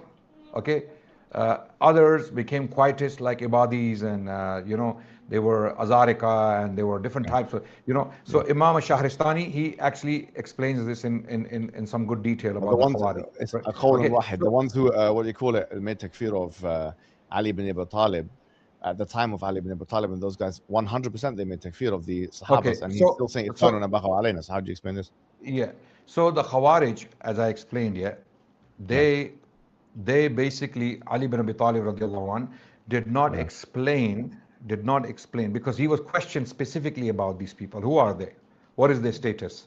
Okay. Are they kuffar? He said no, they pray 5 times a day. So he explained the symbols of Islam. When Ali bin Abi Talib radiallahu anh answered this question, he said they are not kuffar because they have these characteristics. But they're making takfir of Sahaba. So from Ali bin Abi Talib, however, others, for example, they're making takfir of the Sahaba. So how do we reconcile the fact that you have a group of people that are making takfir of the Sahaba, it destroyed Muslims, and then the Shia hijab. It had not become their theological position as yet. These are proto Khawarij who are still not. They were making takfir of Sahaba for sure, though. Yeah, wait. Those who did, I believe they are kuffar. Those who did, I believe they are kuffar. Okay, but their beliefs were not so established. No, let me explain. Their beliefs he knows better than Ali. Their beliefs were not so established and canonized at this time for any scholar to deal with them. Later on, I believe anyone who makes takfir of Ali bin Abi Talib radiallahu an is a kafir. Let me explain why. So what? Let me explain. Hijab, let me explain why. Because the Khawarij did that. Anyone who makes Abi Talib radiallahu an, karramallahu wajh, is a kafir. Why? Because there are mutawatir reports from Rasulullah sallallahu alaihi wasallam about him being one of the people of Jannah. Anyone who rejects tawatur, rejects the Quran. Likewise, same standard is applied by myself and major ulama, okay, that I follow. They say anyone who calls Abu Bakr and Umar a kafir or even a fasik is a kafir. Why? Because he is rejecting everything the Prophet came with. If Abu Bakr is a kafir, if Umar is a kafir, then there is no Islam. Then there is no Islam. Then what you are, then wait. Then what you are left with, brother Hijab. Please let me finish my statement so that people understand where I'm coming from. Okay. If Abu Bakr and Umar are kuffar, then what we are left with is the religion of Kufa, okay, which constitutes beliefs like Quran is muharraf. Why did the people of Kufa, the Shia of Kufa, come up with this belief? Because you cannot believe the Sahaba to be kuffar and then believe at the same time that they will give you an authentic Quran. It is impossible. It is impossible to reconcile. Sure, I think the position on the other side is not that if you believe that the companions as a whole or one of them is a disbeliever, that you don't, that's not an act of kufr. So the position, no, hold on, please. The position is more like, is that udhr bil jahl? Like, can someone hold that belief because they've been told a few things, and can they still be pardoned with ignorance? And that's where the discussion is. No. I'll be honest with you, Adnan. There's one thing that needs to be said, right? Yeah. You're right now, as we're speaking, you seem a lot more reasonable. People would probably, and it's good that you're talking. I'm glad that you're doing this, because right now you've shown so many caveats, so much more nuance than maybe your tweets show, right? Absolutely. I think a lot of people believe that you are making mass takfir of even the Shia masses, Of course, you know that Shias includes Zaydis, which obviously you wouldn't make any takfir of. I think as a No, whole. absolutely not. Right, right. No. So and then so No. you're talking specifically about like 12ers. and then even then we went in and we said tafsil, which is Yes. So then Yes. if that's your view, that's actually my view too. So then we agree on this point. Khalas, alhamdulillah, Muhammad Hijab and Adnan Rashid believe that we agree on the point. 12ers are generally kuffar with few exceptions. Yes. No, I have not said that. This is my view. No. Is that your view? That they're generally kuffar with a few They're generally kuffar with few exceptions, and exceptions are because of the beliefs. That's it. So you don't, so your belief is any 12er who says Abu Bakr and Umar is a kafir, Aisha is a kafira, okay, or they believe that imams are better than Anbiya, these people are plainly kuffar. This is not Islam. Can they be pardoned for that? Can they be pardoned by ignorance for that? No. This is the point now. How many of them are ignorant of this? I'm claiming the overwhelming majority. Wait. The overwhelming majority of 12ers in the world, from wherever they are, from Indonesia to Morocco, or even in Antarctica, if there are any there, right? They believe that Abu Bakr and Umar, they believe Abu Bakr and Umar are both kuffar. They believe this. How do you know? Right? How do you know that? How do you know that? Because they're major ulama, their authorities. No, but the ulama is one thing. Wait, I'm answering. It's a sociological point, though, isn't it? I'm answering. So you would have to give me like some kind of sociological study. I'm answering. Conducted a study in, I don't know, India or something. We found that 90% believe that these people are kuffar or something. I am answering. Let me explain. Any 12er who goes to one of the Imam Baras or Imam Bargas or one of the Hussainiyat, anyone, okay, and hears the cursing of the Sahaba in there, which happens publicly from the mimbar, okay, and it happens in the Salah. There are reports that they make du'as, they curse 4 and 4. They curse Abu Bakr, Umar, Uthman and Muawiyah, and then they curse Aisha, Hafsa and Habiba. There are du'as, hijab. You have debated the Shia, the Rafida. You know these things. Yes. You have debated them. You know these things, right? So I think what we are missing here, hijab, me and you are arguing with each other for no reason. Let's go to the classical ulama. Let's go to our No, but then why do we need to? We seem to be agreeing here. You're saying that they can be we need to. For the masses, hijab, for the people, they don't know these things. They need to see, because you made a statement. You made a statement with Sneeko the other day. You said that anyone who says that the 12ers are disbelievers, this is I don't know the exact words. Can we? Hey, Assalamualaikum, Paul. Walaikum assalam. Good to see you, bro. I think it's probably on Twitter or something. Yeah, it's there. I've sent it to my admin. He has it. Let's play that clip. Let's play it from your side. Admin, please play it. Allah bless you. Jazakallah khairan. So while this is being played, this is an academic exercise to get the facts. What are the facts? Let's get the clips first, because I remember saying the word Shia, and if I said the word Shia, then that obviously includes the Zaydis. Let's see. And me and you would agree with that, wouldn't we? Like you just said that you don't make Tamastic fear of the Zaydis. If you said the word Shia, here it is, and we also said, what do you call it?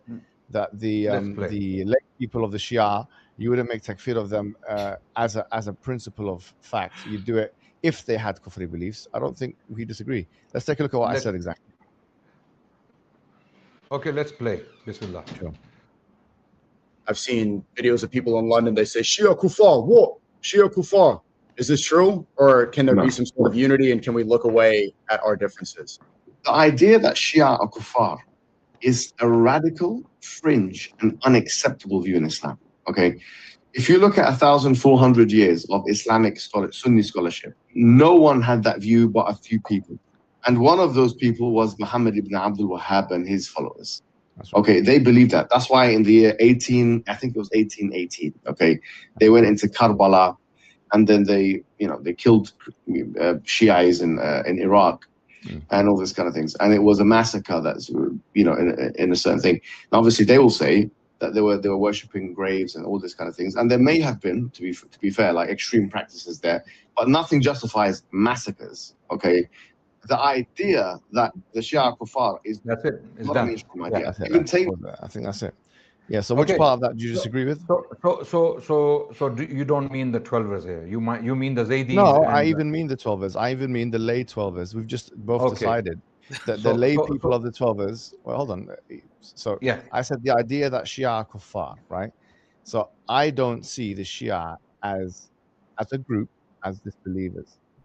But if they have Iqamat al-Hujjah established upon them and they still believe something like that the Quran is muharraf or is distorted, or they still believe that they, there's 12 imams and they're greater than the prophets and they can control the atoms of creation and all that kind of thing. As I mentioned, I think with the Sahaba thing, there's more scope because, as I mentioned, there's discussion there, but No, there isn't. no, there is, as I mentioned, but as I said, unless they, as I said, unless they have those beliefs and it's confirmed and there's Iqamat al-Hujjah and there's no other Rijal, then yeah. But in terms of if they don't, we don't make that judgment immediately of them. And the Shia, as I mentioned, includes the Zaydis in there as well. It includes. We're not discussing them. We're not discussing them. No, We're but discussing here's the thing, 12ers. the word Shia includes. Look, the word crazy, Shia man. includes them, It's insane. whether we like it or not. Because Put them the word aside for Shia now. Let's stick to 12ers. Why? Itna Ashariya. The statement that I made was not 12ers. I didn't use the word Because they're the 12ers. ones. Because they're the ones who are majority. 99% of the Shias in the world today, okay, are 12ers. Okay, No, that's not true. That's not true. The There's a Zaydis significant are number of only Zaydis in confined. Yemen. No, Zaydis are only confined to Yemen in very small pockets. Okay, and their There's numbers millions are of them. very. So when you use the term Shia as a blanket No. statement, There's millions of them in Yemen. I don't know how many million you can check it out, but it's not. let's say Zaydis millions. are definitely under the umbrella of Shia. You can't just In deny comparison to that. 12ers, I would like so this statement can be misunderstood by the masses. The statement you made. Yeah, I'm saying even the 12 Shias, even with them, the lay Yeah, people, I let's don't make talk about takfir them. of them as a matter of Yeah. fact. We need to first ascertain what they believe in. If they believe in something like that brings someone beyond the pale of Islam by ijma' ma'lum al-din bid-darura, we have to look at what that is. And if we do Iqamat al-Hujjah and the whole process, then yeah, you can make takfir after all of that, just like you can with anybody else in any other context. So let me. Do you allow me to put up this stuff? I really desperately want to put Yeah. this stuff up. Yeah. Let's So put up do you the disagree with what I Shaykhul said? Islam, the Ottoman Shaykhul Islam. Put up his statement, please. Who's that? Brother. Who's the sheikh? This is Sheikh Saud. Saud. Okay. Yes. Oh, yes, Who's his that? name was. Let's Sheikh see. Saud. No, Who's which that? one? Which one is this one? No. I sent you a not Saud. screenshot. The Ottoman Shaykh al-Islam. Who's that? Who's the We're gonna Ottoman see sheikh? it right now. Yeah. What's his name, if you don't mind? It's just We're gonna see it What's right his now. name? Hijab up. Shaykh al-Islam. Yeah, this one. Here is his name. what's his name? Here is his name. 1 second. Saud. His name is Saud. No, but what's his full His name? name Because is Saud Saud. is like Abu Saud. Look at that. Allama Abu Saud. Yes, Abu Saud. Yes. So who is he? Saud, yes. Yeah, he was Shaykh al-Islam of the Ottoman Empire. What's in his the- in the- full name? Sheikh Abu Saud is known as Shaykh al-Islam, Sheikh Abu Saud, and he was the Ottoman Shaykh al-Islam. And now let's read. Okay, yeah. Maybe Okay.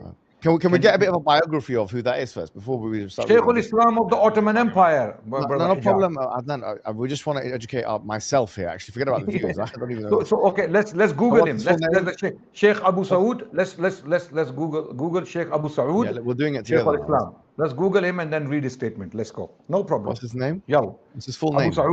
Abu Saud. I Abu only know Saud his kunya. Effendi? I only know his kunya. Abu Saud. Effendi. Maybe there. Maybe Yes. it's Abu Saud. Yeah, Abu Effendi? Saud al-Effendi. Yes. Abu Saud al-Effendi. Yes. Let's click that. Let's see something about him. Abu Saud Effendi. Yeah. Okay. Yeah. Sure. Let's see what he says. So can you click that Wikipedia thing there just so we can see? He Is that him? No, on the right. It's not. That's not him. Go. If you go back. Abu Saud al-Effendi. Yes, that's the one. It's on the right side. One below it. That's the one. Rahmatullah alayh. Okay, so let's read that quickly. Is He was a Hanafi Maturidi Ottoman jurist and Quranic. Yeah, not a Wahhabi, not a Wahhabi by any stretch of imagination. Yeah. Served as the Qadi Judge of Istanbul from 1533 to 1537. And Sheikh al-Islam of the Ottoman Empire. Okay, Jazakumullah khairan. Now we've all educated ourselves as to who that is. Please read it out. Can you read it, Hijab? I can't see a thing actually. If you can read it out for me, I'd be very happy. You know, my Arabic reading, is very, very weak. Okay, so I'm yeah. So I can't see a thing. I can barely make that out. Okay, so it's no one can read it, bro. It's like very grateful. It's very even the text is not very clear. Yes, exactly. I can't even okay, see no. Let me read it. Let me try to read it. Okay. Yeah. Al-Allama Abu Saud lamma su'ila an ash-Shia. Yeah. Ayuhillu qitalihim. Yeah. Where is he reading from? What? Sorry? وهل يكون المقتول منا في ذلك شهيدا مع أنهم يدعون أن رئيسهم من آل النبي صلى الله عليه وسلم وعليه الصلاة والسلام وكيف يجوز. This is about fighting them during the reign of Sultan Suleiman the Magnificent. This is against the Safavids, right? Okay. So he was asked whether it's allowed to fight against them, the Safavid Empire. Okay. Right? This is Shaykh al-Islam being asked the question. If the Ottomans at the time... Okay. Is that what you're reading? Yeah. Is that what it says? I think so. وكيف يجوز قتالهم وهم يقولون لا إله إلا الله. Okay. How is it allowed to fight them when they say La ilaha illallah? And then it says قد جاب فأجاب maybe? فأجاب maybe. Okay. Inna qitalahum jihad akbar. That's what he's saying about the Safavids. Yeah, sure. Wal maqtul minna fil ma'rika shaheed. Okay. Then those who die from us are shaheed. Wa annahum baghuna. They are bil kharuj an millati. I don't think that's millati.